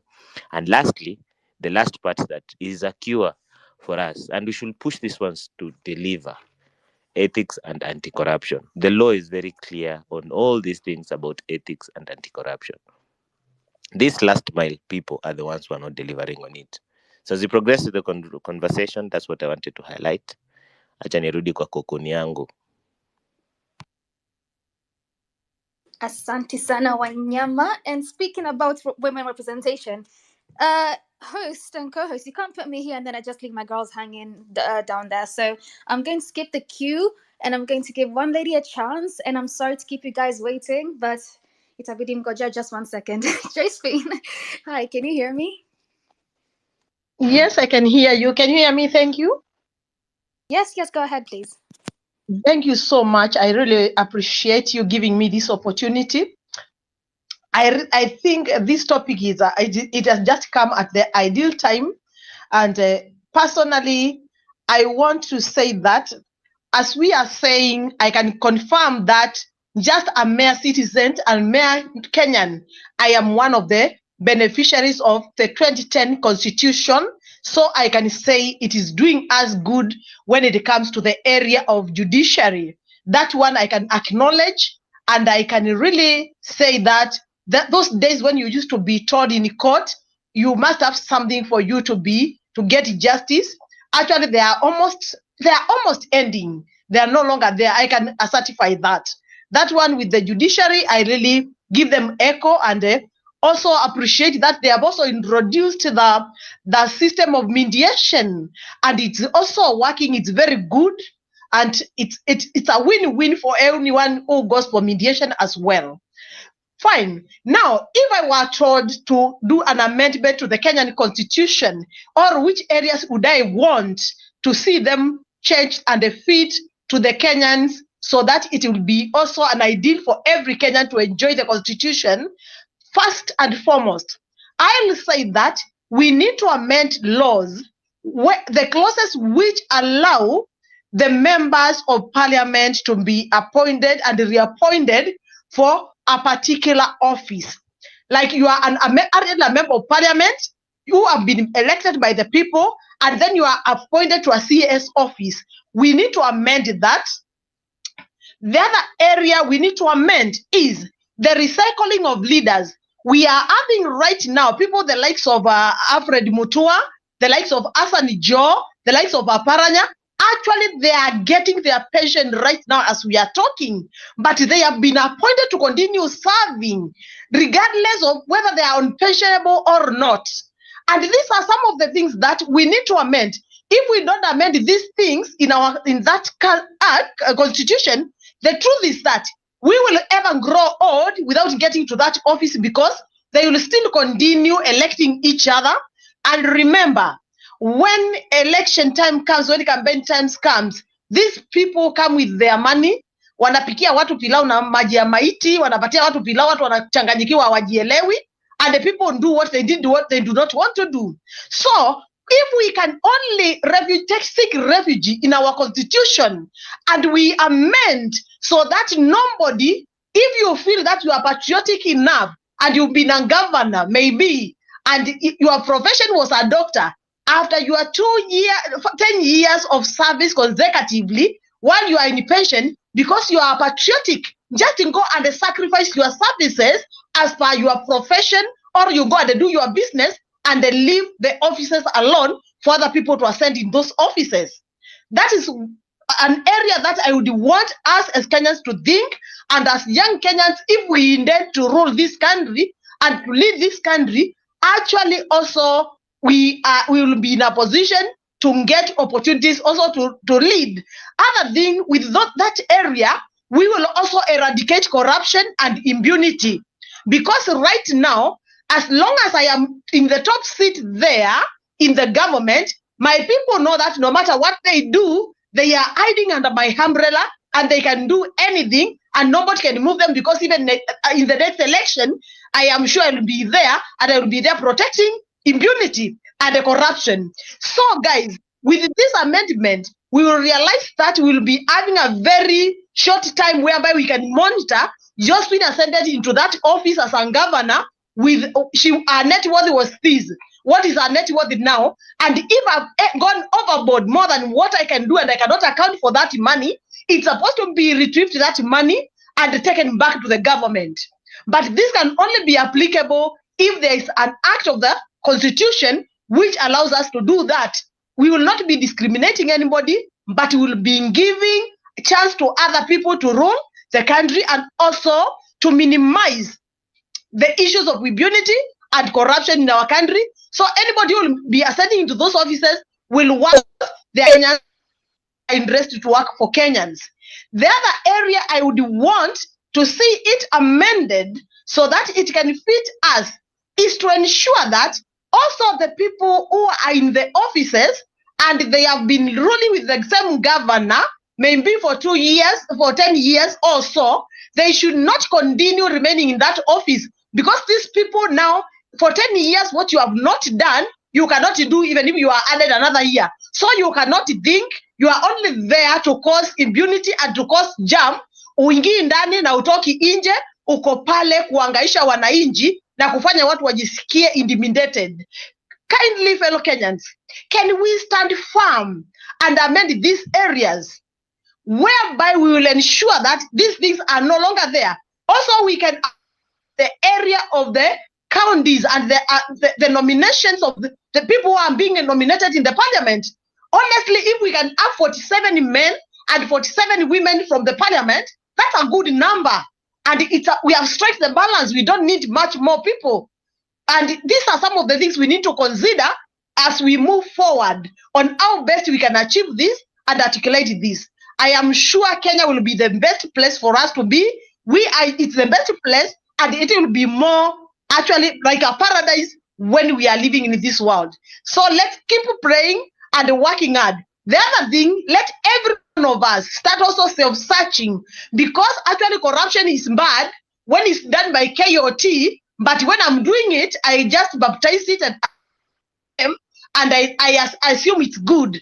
It's also good when it's done by me, bad when it's done by me, but KOT, when it gets there, that's the baptism of it. Can we also advocate and give civil education? Every one of us in this country, we have fallen that grace of actually avoiding corruption. We are falling in these traps of corruption so many times, and we keep on baptizing them. Kindly, fellow Kenyans, can we start also knowing that the moment you are not doing the right thing at the right time, you are a reason as to why this country is going down. You are the reason as to why our economy is not growing. You are the person sabotaging that economy. When I am doing what I'm supposed to do and I'm not doing it, I keep somebody waiting for more than 1 hour while he was supposed to be attended for 30 minutes. It's me sabotaging the economy of this country. Can we sensitize each other? Can we make each other? Can we move the education that we have passed in degrees, diplomas, certificates, PhDs, and the like, and then bring it to reality and start applying it on ourselves, so that we have a better Kenya, whereby everyone will be happy about it, and we shall say for sure we have attained a great country where everybody is a patriotic. Thank you so much for giving me the opportunity. I really appreciate. Fellow Kenyans, thank you so much for listening to me. I believe once we join hands together, we shall make it and we shall make our country a better place to be. Thank you so much. Thank you. Thank you very much, Josephine, for your submission. I'd just like to point out that somebody mentioned earlier, if we now start amending this constitution, it's going to open the door for the government to now start putting in their own ideas, like their own ideology. So it's better to just try and like figure what we have of like as of now. And if it's not working, then sure, after that we can now try and figure it out. Because like I said, Daddy, you can't just, your car isn't moving, you decide to go and start changing the tires. No, just take the handbrake off and it will start rolling. It will be okay. So yeah, I can see Uhuru, your hand has been up for a very long time. Sorry for the wait. I can see we have some advocates for the High Court of Kenya. So sorry guys, just be patient with me. I will come back to you. Let's just take 3 minutes each if that's okay. And yes, so Uhuru, Kenya, can you hear me? Yes, I can hear you. Good evening. Good evening. Okay. I have a few observations to make. I have not joined this for many times, but I pass through. I see KOT every time online. I have heard people say that the constitution needs to be amended to serve us better. I was involved in the civic education of 2010. I was a teenager then, but an enthusiast of this constitution. Back in the day, the constitution was very good, and the laws that were made in 2013. As members have been speaking around, I've been trying to check what has changed since then. And I feel if we can reverse where the subsidiary laws that were made to entrench the constitution were watered down, we could achieve a lot. For example, back in the day, when after the new constitution, the first IG of the police, because I feel our approach should be strengthen the human rights so that we have a voice and a ground to stand. Then we strengthen the enforcement of the law and the constitution so that we have a recourse, and then we go punishing those who violate. Those 3 steps, if we can achieve them, will be far much ahead. So let me pick an office that is very important once allowing rights to be exercised. The office of the IG. The first appointment, around 2013 when the law was made, the president was supposed to receive a single name to nominate from the National Police Service Commission. When Uhuru and Ruto came on board, they changed the law to receiving 3 names, and then later to even them nominating and taking to parliament for vetting. Now, the problem with that is that the police department is never independent. It will act at the whims. So that time, the IG had the security of tenure. Today, it doesn't have. So if we could revert to that, because I was trying to check when did it change, the law changed around 2014. It's around, I think, Section 12. I'm not a lawyer, but Section 12 of the National Police Act that mandated the NPSC to competitively advertise, shortlist, interview, and recruit the IG. The 2014 Security Laws Amendment altered this process, giving the president sole authority to nominate the IG. This now is where now it has come, police killing, police getting instructions that are not right. If we could reverse this law, if we can check where the law has been altered down, like this section, we revert it to what it was, where the president is not involved in nominating the IG, and he gets only 1 name after competitive interviews, then we could have strengthened that. I'm also trying to remember what has changed in terms of, because now if the police is working well, the next part that we need to strengthen is the subsidiary law cap 183, the Public Officer Ethics Act. This is where politicians and the public servants misuse the law to either do things that are wrong, to steal, to corrupt, to do what. If we can, this one, the importance of why we should strengthen this law is because the person who goes into the office, if you take a crook, you can't change him. He will go there and you are done. Because now you fight for survival. Now, if you make sure the person who enters the office is the right person, then you have an easy time even telling him to follow the law. Now, once we enforce this law, then things around, back in the day, the subsidiary laws that were made in 2013 were saying that a politician could not be nominated into an office. Then a question became, is it active politician or one who is not active? Is it one who has ever gone to politics or one who is currently in politics? That is now where they reverted the law that provided you are not in the office now, you can go anywhere. Now, we had seen the wrong thing with the politicians being also in other offices. We need also to check those laws that they changed, and we strengthened the Public Officer Ethics Act by reverting the qualifications of public officers. If we could do that one, we could also go a lot in the way. Now, there are also some other areas about having the opposition being strong and separate. We could also look at that. But now, when we bring the issue of changing the constitution, our constitution has not been implemented and failed. Those who are talking about the cost, the truth is a poor man relatively pays more than a rich man. The marginal utility of money to a rich person is lower than to a poor person. So what we are paying our officers relative to our income is obviously is high. But now, is the question the pay? Because I believe if a third of our budget is stolen and stashed abroad, if people can receive the salaries that they receive today, but nothing is stolen, we could be doing well. So what is wrong? Is it the constitution? No. Implementation. So if we can check areas and the Uhuru government watered the constitution properly, Ruto is continuing to water it down. If we can revert the 40 settings to 2013, all the laws that were made, where the chief justice used to come from the civil society and outside of the judiciary, we could achieve a lot. Now, people have talked about the women reps and what. With the benefit of history, back in the day, there was a lot of agitation around the space of women in society, and it was seen that they are put low. So the greatest achievement of the women reposition is not what they do. Let us be clear about that. We can say they do nothing, but there is one thing they do. They act as a role model to a young girl child who is in school and aspiring to be anything politically. They are there to be seen. Well, when the girl sees that lady speaking on her TV, she mirrors herself. That is the greatest thing they have achieved. Not development, not nothing. Because again, I think they started receiving 100 million some 3-4 years ago. They were not receiving anything before.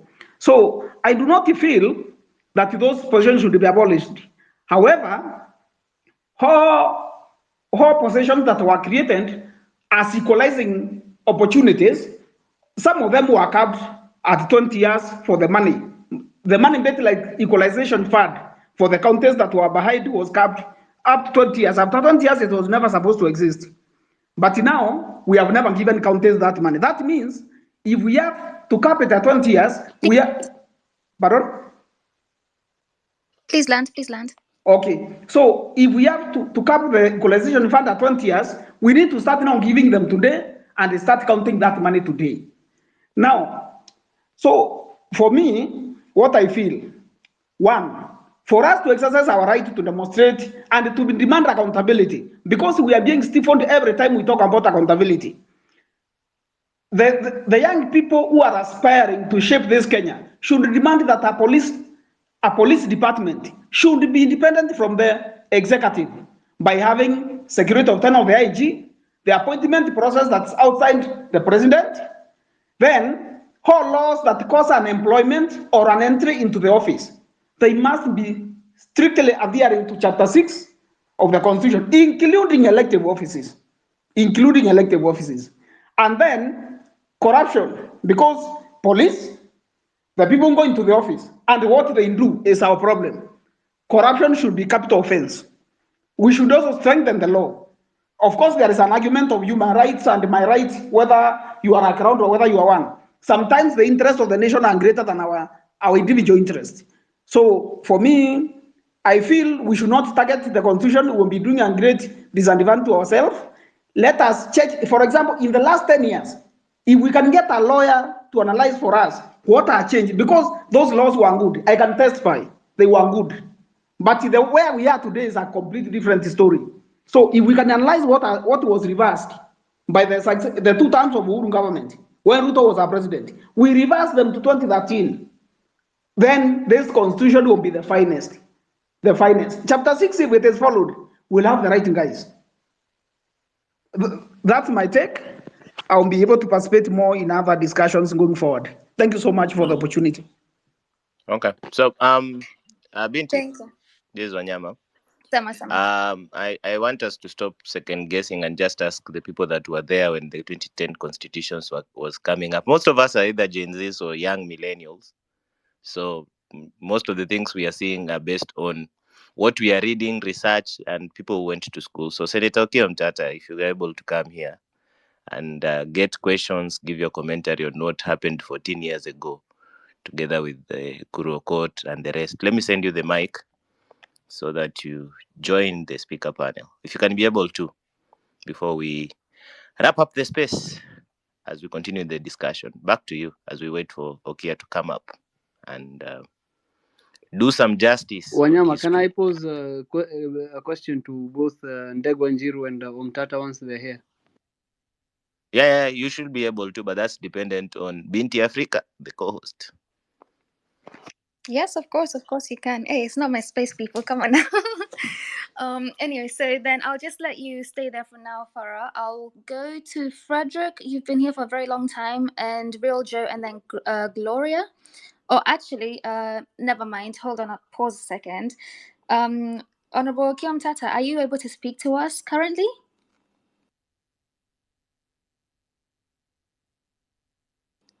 Honorable Kiom Tata, can you hear me? I don't know if you can hear me. Yes, I can hear you. Can you hear me? Oh, okay. Yes, I can. Are you able to please speak to us about the Constitution, please? And as of tomorrow, because tomorrow is Katiba Day. Well, I think that what needs to be done is we must fully implement the Constitution before we think of amending it. Otherwise, we shall just be doing what is not logical. We have hardly implemented this Constitution. There's been resistance to implementing the Constitution, right from the elections, be it the Bill of Rights, be it the questions of integrity. Hardly anything has been implemented. And so I'm surprised that people are talking about amending it. I don't think it's time to begin to talk about amending it. Let us implement and then see how it works. But when we begin doing small bits and pieces here, it can't work for us. So I think on Katiba Day, we should demand that the Constitution be implemented as it is, and then we see what shortfalls are there. As regards the various legislations that have been said, the best way just to keep on challenging these legislations.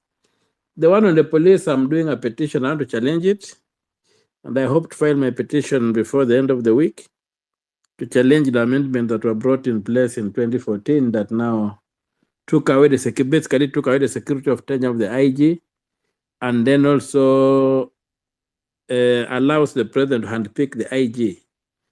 See if we can get back to situation whereby the office is independent, and we also look at the question of the treasury. This idea that the treasury should be part of the national executive is totally against the spirit of devolution, and it also undermines Article 251, Clause 1.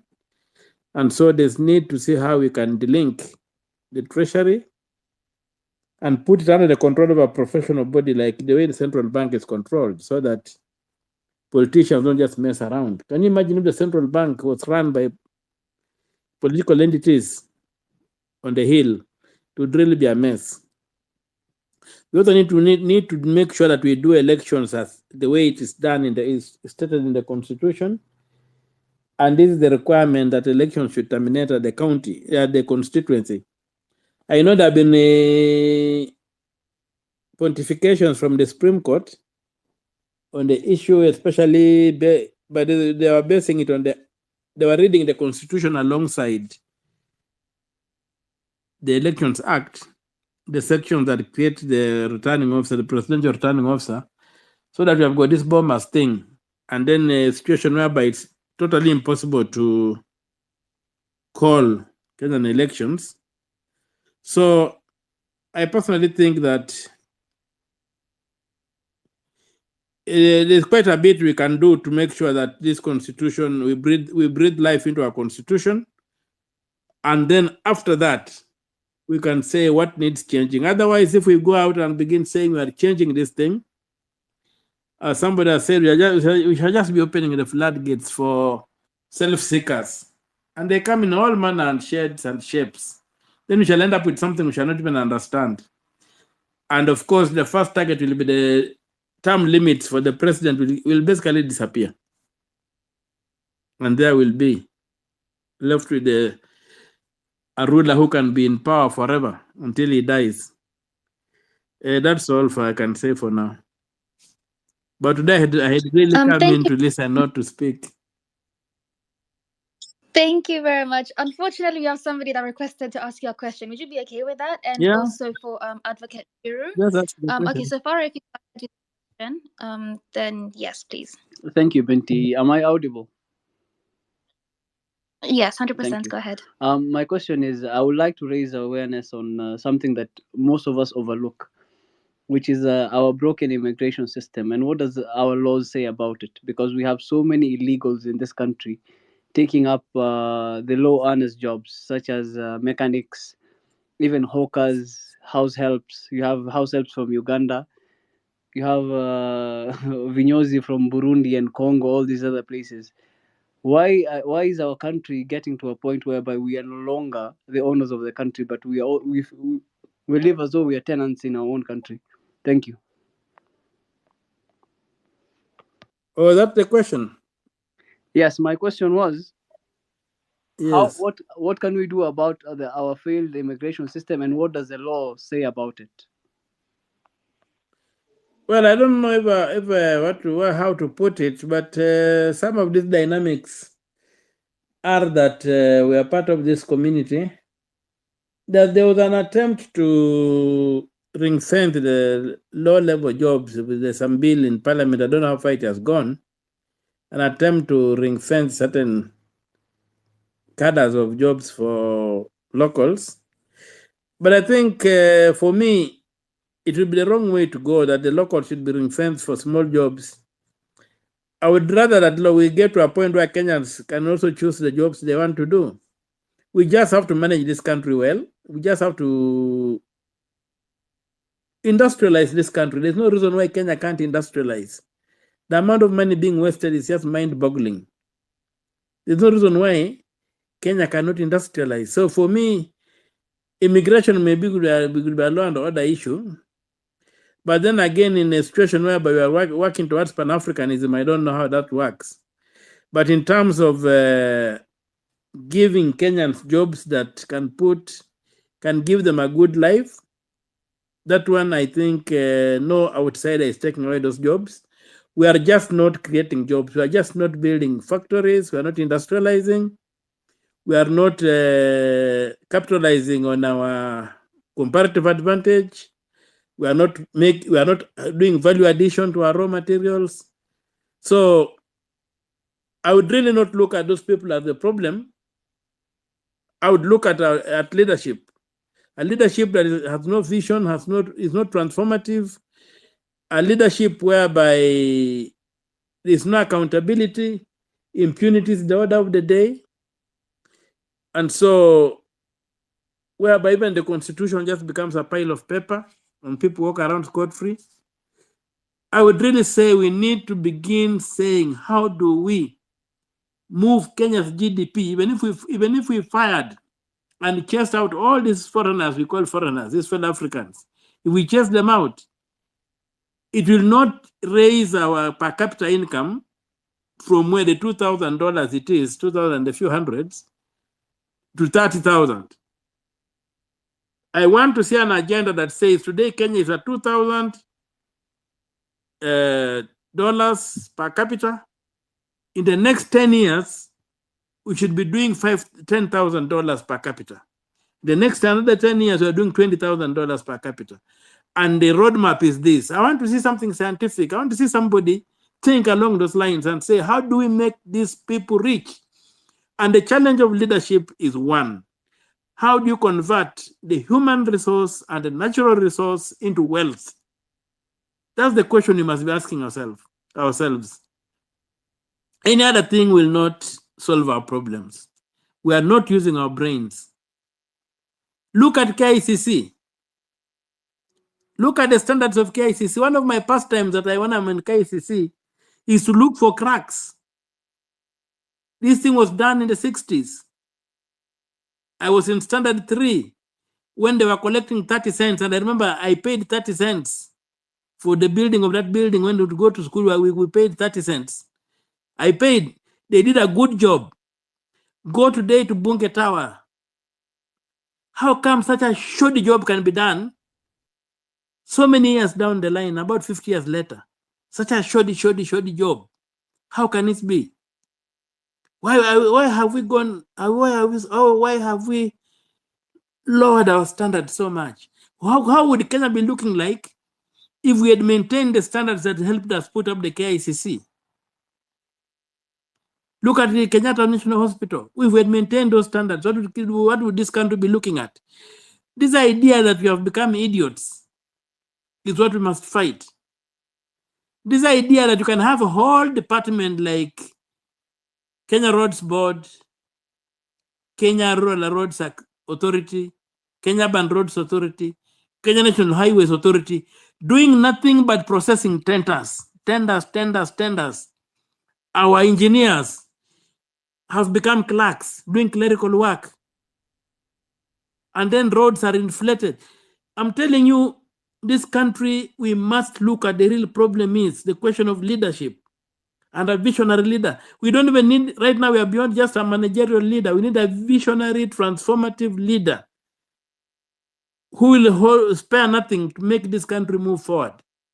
And when you move forward, you'll find that these small jobs and whatever, people from outside will come and take them. I remember when I was growing up in Busia, when we were small boys, most of the people used to have cattle used to come from Rwanda and whatever. They used to be called Abalalo. They used to come and they would be the herdsmen and whatever. So these jobs have always gone there. Our people used not to do those jobs.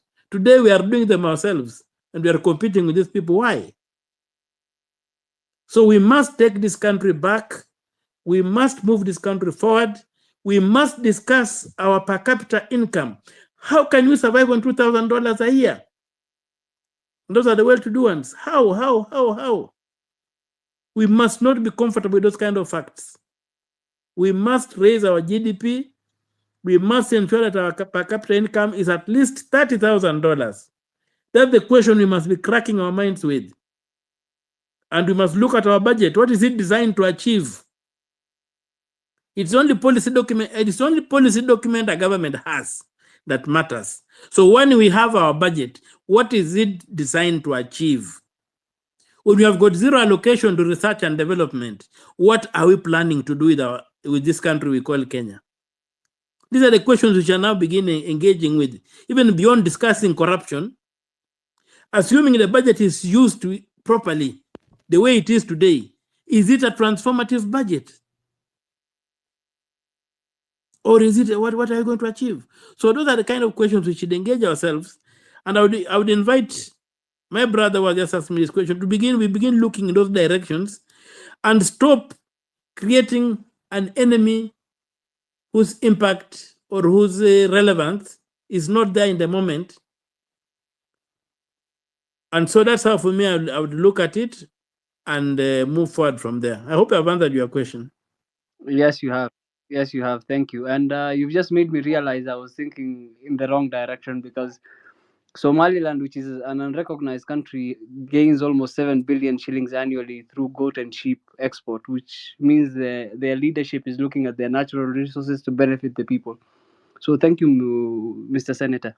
Yes, and I want to tell you right now on my desk, I have an under the table silent petition from the Ministry of Fisheries.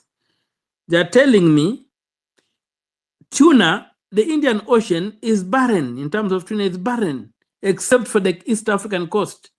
And the epicenter of fish is in Kenya, a bit of it in Somalia, a bit down in Tanzania and Madagascar, but the epicenter is in Kenya.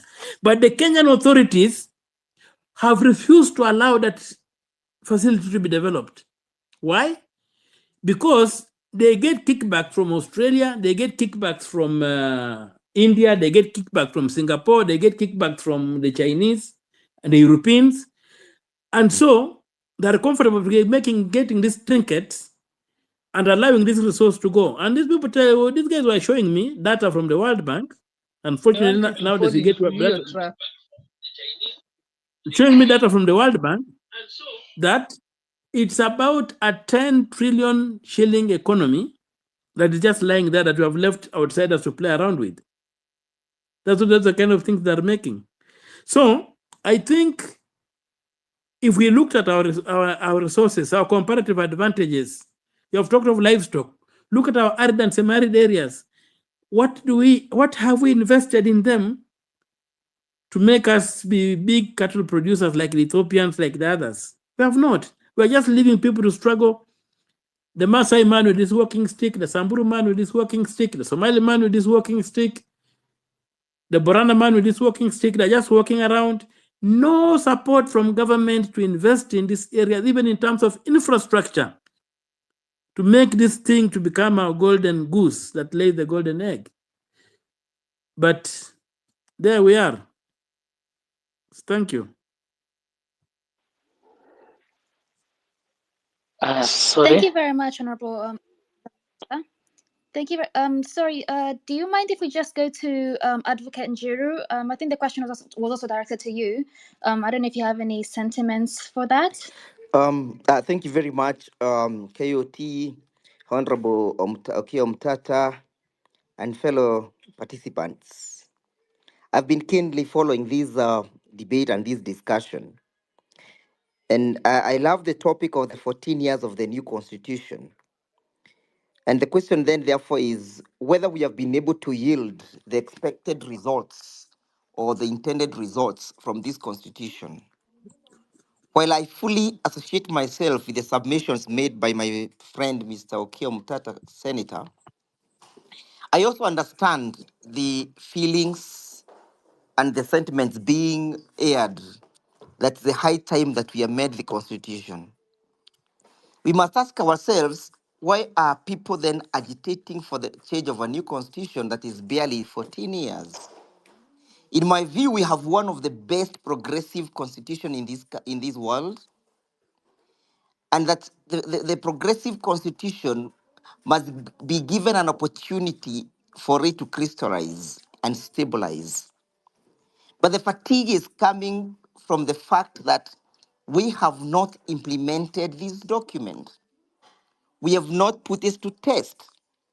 So the constitutional fatigue that is inviting members to think that is now high time for us to amend this document is being attributed and being contributed by the fact that individuals do not want to implement it. If this constitution was to be implemented as designed, much of what we are seeing today would be historical, would be a thing of the past. But the politicians have deliberately mutilated the constitutional route. They have made it difficult for us to realize the constitutional dictates because they eat from those faults. They feed from the constitutional failures. They thrive from the mutilation and the abrogation of the Constitution. And that is why we must be candid enough to tell them that this is not the time to think about the amendment. It's the time to think about the realization of the Constitution. The biggest thing that this country has refused to move on is to cultivate the spirit of constitutionalism. The spirit of constitutionalism is the respect of the Constitution itself. And without constitutionalism, we cannot then speak about the life of a constitution. People will always mutilate it, abrogate it, suspend it, because they have not cultivated and inculcated the realities of the new constitution and cultivated the spirit of constitutionalism. Professor Kodo Gendo was very vocal. He said a constitution that has no constitutionalism is a dead constitution. And when I speak about constitutionalism, what am I speaking about? I am speaking about paying fidelity to the constitution, respecting the rule of law, making sure that the constitution is always the cardinal point. And then when you want to look at the true north, the reflector is the constitution. For example, let us look at the individuals being elected. Do those individuals meet the dictates of chapter 6 of the constitution? And was it the intention of the Kenyans when they gave unto themselves this document that people of questionable character would then be the ones telling us how, or rather governing us? When you go and throw in a president who never defended this constitution and who actually opposed that constitution, and I do not dispute that somebody can get a Damascus moment, what do you expect if he never believed in the life of that constitution? Do you think he can live to the dictates of that particular constitution? This constitution brought forth various institutions. The reason why we created these institutions is because we wanted to diffuse power from the centralization of power. We created various institutions. We created various constitutional commissions. But the question is, have we been able to realize the fruits of those constitutional commissions? My guess is as good as yours, that the answer is in negative, that we have not been able to realize the fruits of the constitutional commission that we have created and constitutional organs that we have created, because we always have an underhand in it. When we created constitutional commissions and other institutions Mr.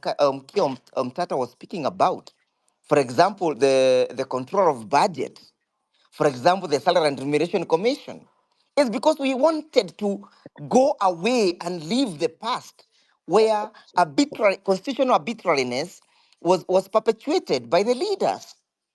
But you realize that we just go around it and get back ourselves to it again. Look at the institution of parliament. When we said we are going to create a presidential system, we wanted to delink parliament from the executive. And the thing was that we thought that we would have some independence of parliament and some parliamentary autonomy if we delink it from the executive. But what is the result? The result is that parliament has been captured by the executive. And they are using political parties and the strength of political parties to capture parliament. For example, the constitution speaks about the majority and the minority in parliament. The unfortunate thing with the oxymorons that we elect into parliament is they think that if a political party forms government and that has the majority in parliament, they think that it's part of government. They fail to realize their core functions of legislation, representation, and oversight. Because if you look at our constitutional architecture, we have created the office of the minority and the office of the majority, but they are fused. They are fused, they are constitutionally fused by their functions. That whether you're in the minority or you're in the majority, your work is to oversight, is to legislate, is to represent. But what are we seeing currently? We are seeing members of the majority thinking that they are in government and that the executive is in parliament. The end result is that they compromise the process of legislation. The end result is that you see people dictating that the finance bill must pass. So we have a long way to go. Part of it must be invested in serious civic education for people to appreciate the document that we have. And I remember what Sinu Achembe says in his book, The Trouble with Nigeria. He says that the trouble in Nigeria is clearly failure of leadership. And that is the problem we have in this country. That the trouble in Kenya is failure of leadership. We have a leader, or we have the leaders who want to perpetuate constitutional tyranny by mutilating the documents that we hold dear unto ourselves. And then we must realize that we Kenyans, we, the owners of these documents, have failed to realize our potentiality in putting government to check. And we have attempted to do it. When we say that power belongs to the people and they can exercise that sovereignty either directly or indirectly. So you realize that the majority of us do not understand what that exactly means. That we donated power to the executive and to parliament and to other institutions created under the constitution, but we reserved some residual powers to ourselves. One of the residual powers that we reserve to ourselves is the ability for us to move to court and access justice, as Senator Mutata is doing and others. The other residual power we reserved unto ourselves is the ability for us to participate in policy making, legislative making, and decision making. But what is happening today? Today we're having a president who goes to officiate an NYS pass out, and he declares that the NYS must be trained on how to handle firearms without involving the people, without involving parliament, without invoking the doctrine of the rule of law. So he thinks that he has become Alpha and Omega. And when you ask him, what does he do? It retaliates with the tear gas, water cannons, live bullets, abductions to silence us. And that is the tragedy we have. The moment we succumb, and the moment we give in to the intimidations of the individuals who do not believe in the doctrine of constitutionalism, we shall lose the cardinal north. We lose ourselves. And so we must be vigilant enough to defend this constitution as it is. Look at the question of multi-party democracy. Article 4 of the constitution speaks that Kenya is a multi-party democracy. Why was it so important for us to dictate that Kenya becomes a constitutional multi-party democracy? It's because of what we underwent through Section 2A of the old constitution. When Moi decided that Kenya will be a single-party state, a de jure single-party state. And then we went to the streets, and then we fought, and we came up with a multi-party democracy. So it was there for us to protect it. But what is happening through gerrymandering? Gerrymandering is helping the current existing political leadership to go to parliament, to go to the minority, fish out individuals in the minority party, and take them to cabinet. And we Kenyans sit pretty thinking that is all right. It is not proper. If you are in the minority, you must remain in the minority. Because the moment you go and fish individuals from that particular side, you're completely mutilating the structure of parliament. You're trying to restructure the constitutional appearance of parliament. So, brothers and sisters, we have a long way to go. And for us to be able to realize the fruits of this constitution, we must insist that the test is that of initiating constitutionalism. Constitutionalism speaks about patriotism. It speaks about we loving our country. It speaks about we being there for the country. And for us to be able to move, we must move together as one army, with one commander. And the commander is that of the doctrine of constitutionalism. The focus is that of the constitution. So as we celebrate 14 years, we must ask ourselves, is it the high time we press on making sure that we have called for accountability and good governance in this country? Is it the high time we say that we must have the rule of law being the cardinal north? Those are some of the things that we must invite ourselves and that we must vow to believe and live for. So that at the end of the day, we'll have a document that will have some posterity, a document that we can pass over to our future generation, a document that we can promise the future generation that you have a document that you can live with. But when you elect criminals into power, what do you expect? How will the institutions that we have created in this country be able to maneuver if we are the ones participating in electing idiots, electing morons, electing criminals into parliament and leadership? That is the problem that we ourselves have been, we have conferred unto ourselves.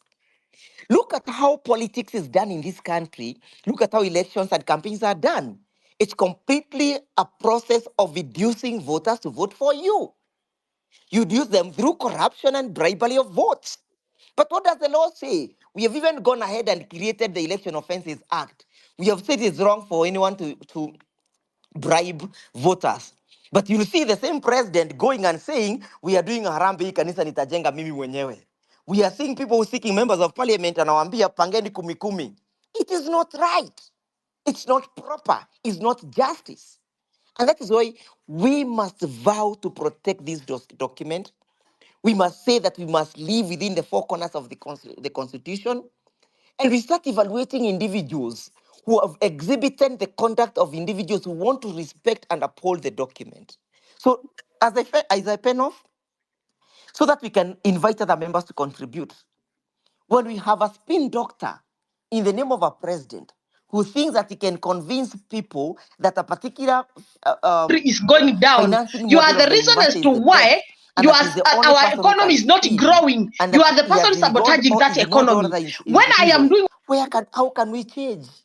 So we must change ourselves. We must begin working towards appreciating and embracing the Constitution if we want this country to change. Thank you very much, ladies and gentlemen, for the opportunity to submit on those particular 4 issues. But my plea is that we should not get fatigued constitutionally. We must press towards implementing the document.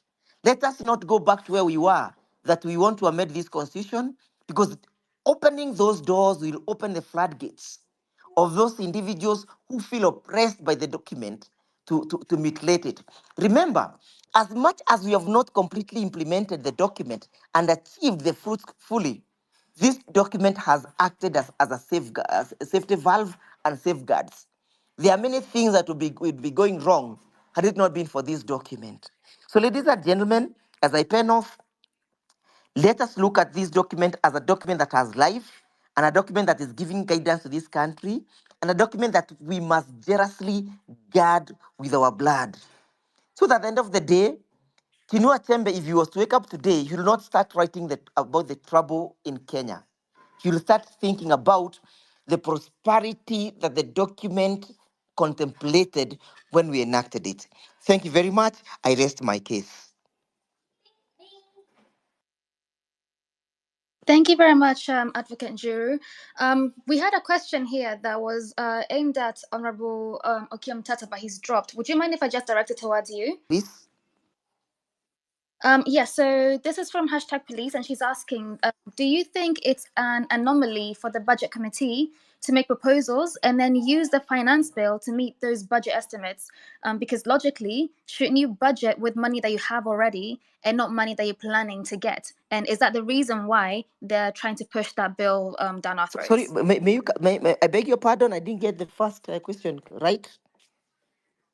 Okay, so she's asking, so is it an anomaly for the budget committee to make proposals and then use the finance bill to meet those budget estimates? She's asking logically, shouldn't you budget with money that you already have, rather than money that you're planning to get? And is that why they're pushing this finance bill down our throats? Well, I think if I was to attempt to answer that question honestly, I may mislead my listeners, because I am not an expert in finance. But I am thinking if I was to guess an answer would be that we consider ourselves as the trading goods in the market, that the country economy is moved by the people, and that is why taxation is always a responsibility of the citizens, and that because the government does not do business, then the budget must be generated from the citizens. But I would rather leave that person to a person who has some expertise in finance so that that person is able to then guide us properly. For me, if it was a legal question, I would sufficiently be able to answer it. But permit me to leave that question to the experts. Thank you. Okay, that's fine. Thank you very much, and thank you for your sentiments as well. We appreciate your Thank time. you. Um, thank you. For now, we have speakers that have been on here waiting to go. I think I said Frederick, you should go first, and then we'll go to Gloria second. Please take 3 minutes each. We have a lot of requests on the request panel. So yes, Frederick, please go ahead.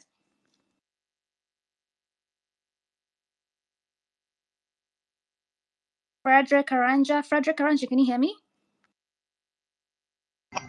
Oh. Yeah, I can hear you. Okay, please go ahead. Please talk to us about the Constitution. Yeah, mine is to urge the government that they should respect our constitution because this nation is governed by the rule of law. We should let know the executive, legislature, and the judiciary. Their mandate is to protect our constitution instead of doing such things that does not promote our constitution. They should know that we as the nation, we are governed by the rule of law, and the president himself should respect our constitution and implement where it is the right thing by accepting us to demonstrate, because it is in Article 1 that should be that that no one should refuse for our rights, that we are being protected by our constitution. Yeah, that's all that I have today. Thank you. Thank you very much, Frederick, for your sentiments. Short and sweet, though, we like to keep it here. Tomorrow is the birthday of our Constitution, guys. I would like to hear more speakers. Ladies, especially, when you come, I'm going to give you priority because, like I told the host, you can't put me here and then expect not to be biased towards the ladies. So, Gloria, please go ahead. Talk to us. Okay, should I go? Yes, go ahead. Oh, okay. So first, we are romanticizing the constitution. A constitution is not an answer to everything. We can cry about constitution today, tomorrow. There are so many things in that constitution that are not being followed. For instance, you have a right to protest, but what is happening when you protest? It's not that the constitution is bad or the constitution does not provide for your rights. It's about the people who are meant to protect the constitution first and foremost and are not doing it. It's about impunity of leaders. It's about, so let's not even dream about, oh, let's do this, let's do the other. And even in the spirit of, I don't know, referendum, changing this and the other, just go and look at the process of having a referendum, whether initiated by the people, I mean, by the populace, it still ends up at the county level. Who are the people, MCAs in the whatever, those houses there? I'm even forgetting what they're called. At the county level, you still end up in parliament, where it's the same people that we want to remove. We want parliament dissolved, then we want to put the question of referendum to them.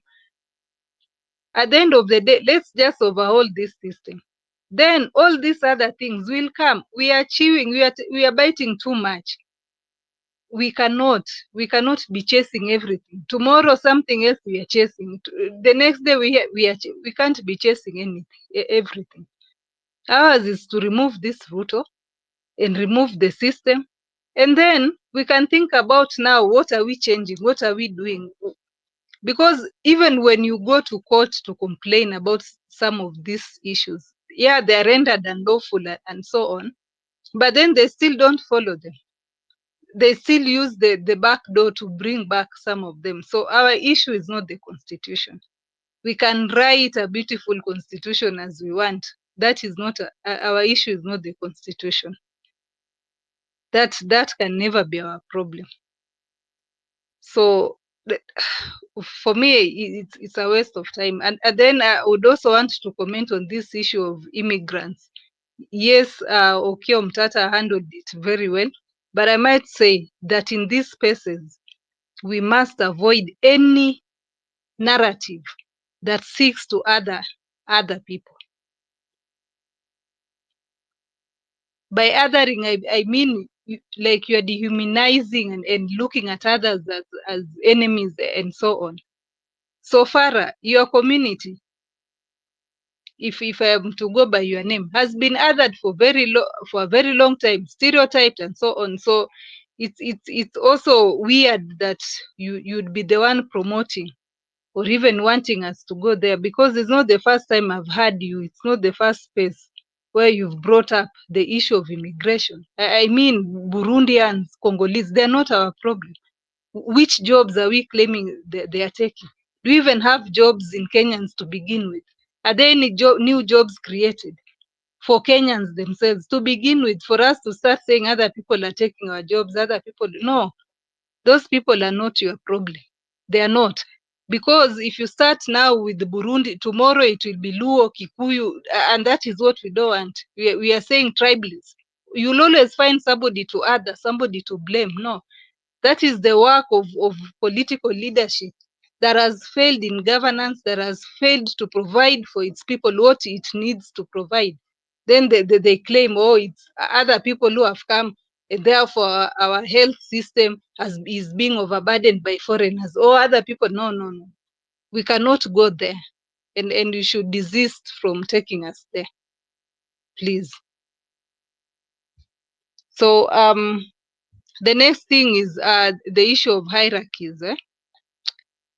We are against Ruto and against this kind of political leadership, Ruto and his ilks, because of that hierarchy, because of elitism.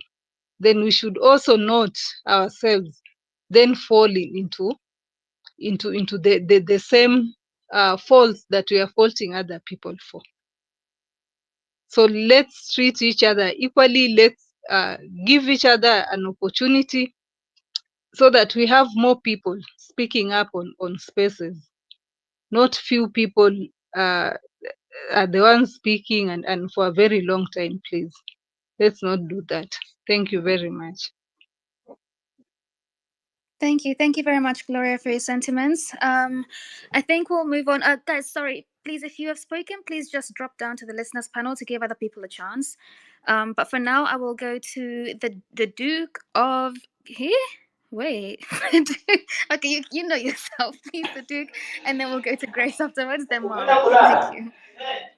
Okay, thank you so much, Binti Africa.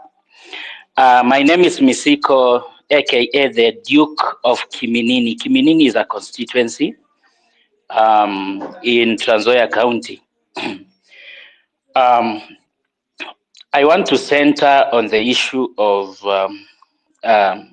constitutional change that is being talked about by so many Kenyans. And while I agree with Senator Okia Omtata and Mr. Njiru about the issue that the constitution is not the biggest issue in our country, it is the problem of leadership. I also want to be alive to the idea that the 2010 constitution has been in place for now 14 years. And what have we achieved? It has created so many devolutions in terms of stealing public money. Number one, this constitution was copy-pasted here from the United States. And while it's a good thing, while it talks about progress and many other issues that were not there before, I feel like the implementation of this constitution is expensive. Number one, because look at the GDP of Kenya vis-a-vis the GDP of the United States. Hardly Kenya's budget beats any of the 50 states of the United States. What that means is that it has become a burden to Kenyans to carry. And right now we are, Parliament is, grappling with finances to fund healthcare, education, and many other things. But we don't have the money. Now, what happens in that?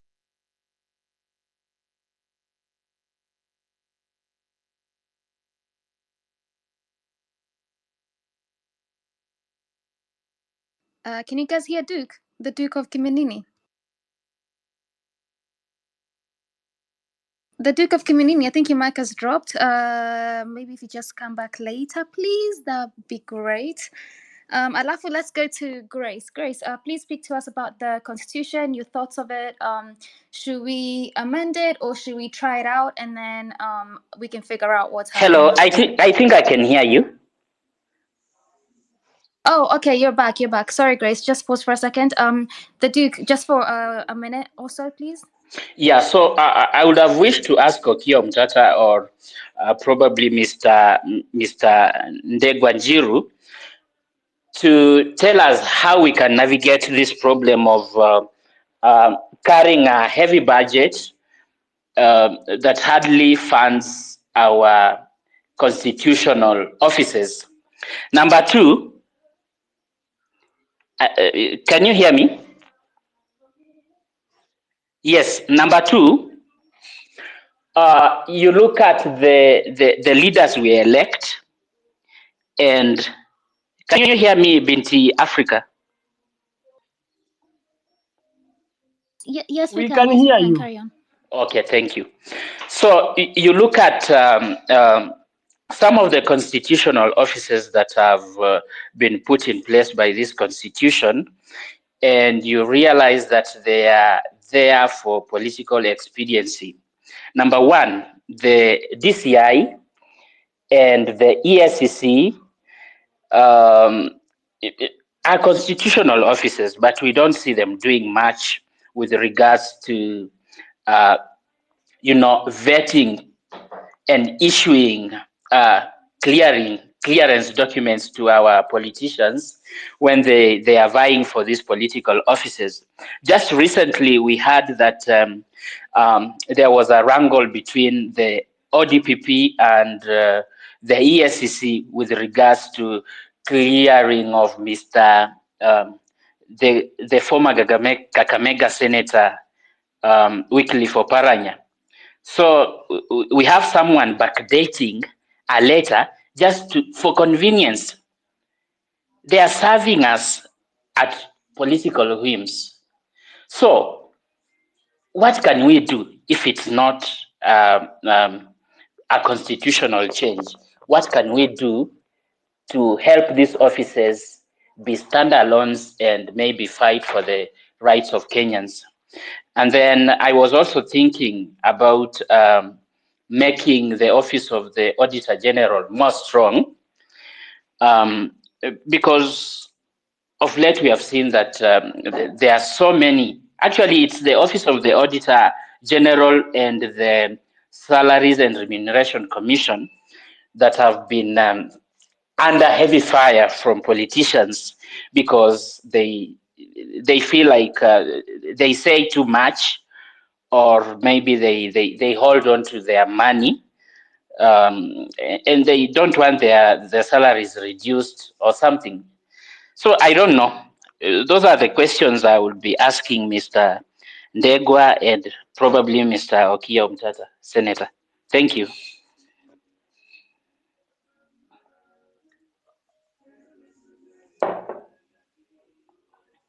Mr. Ndegwajiri, did you hear the Yes, questions? yes, I did. And I think I would be very brief on that answer. That the reason why Kenyans are feeling overburdened by the budget is purely again failure of leadership, because the leadership that we have or we have been having has failed and deliberately maintained corruption as a means of earning a livelihood.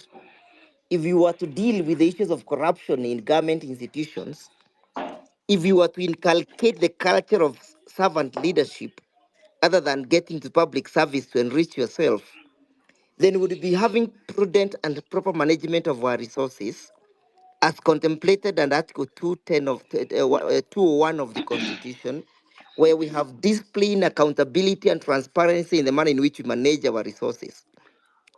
Remember, countries like Singapore were able to come out of poverty through proper and prudent management of their resources. That is what we are lacking in this country. Because in this country, people get into public leadership not to serve, but to enrich themselves. We must change that mentality that public offices are not a money minting machine, and that you are there to serve and not to enrich yourself. We should inculcate discipline in governance. What is lacking here is... Sorry for interjecting, Mr. Lawyer Ndegwa Njiru, but what you are talking about is actually morals, and commonly we do not legislate on morals. So while the Constitution is here to guide, it's a law. We need regulations that would punish someone going against it. So currently we have a law, but in terms of regulations we are lacking. So I don't know what is your point here. Well, my thinking is that this country has no deficiency of laws. We have seen individuals being arrested. The next day, because of indiscipline in government, they are appointed to various positions, and those cases are dropped. That is not a failure of the law.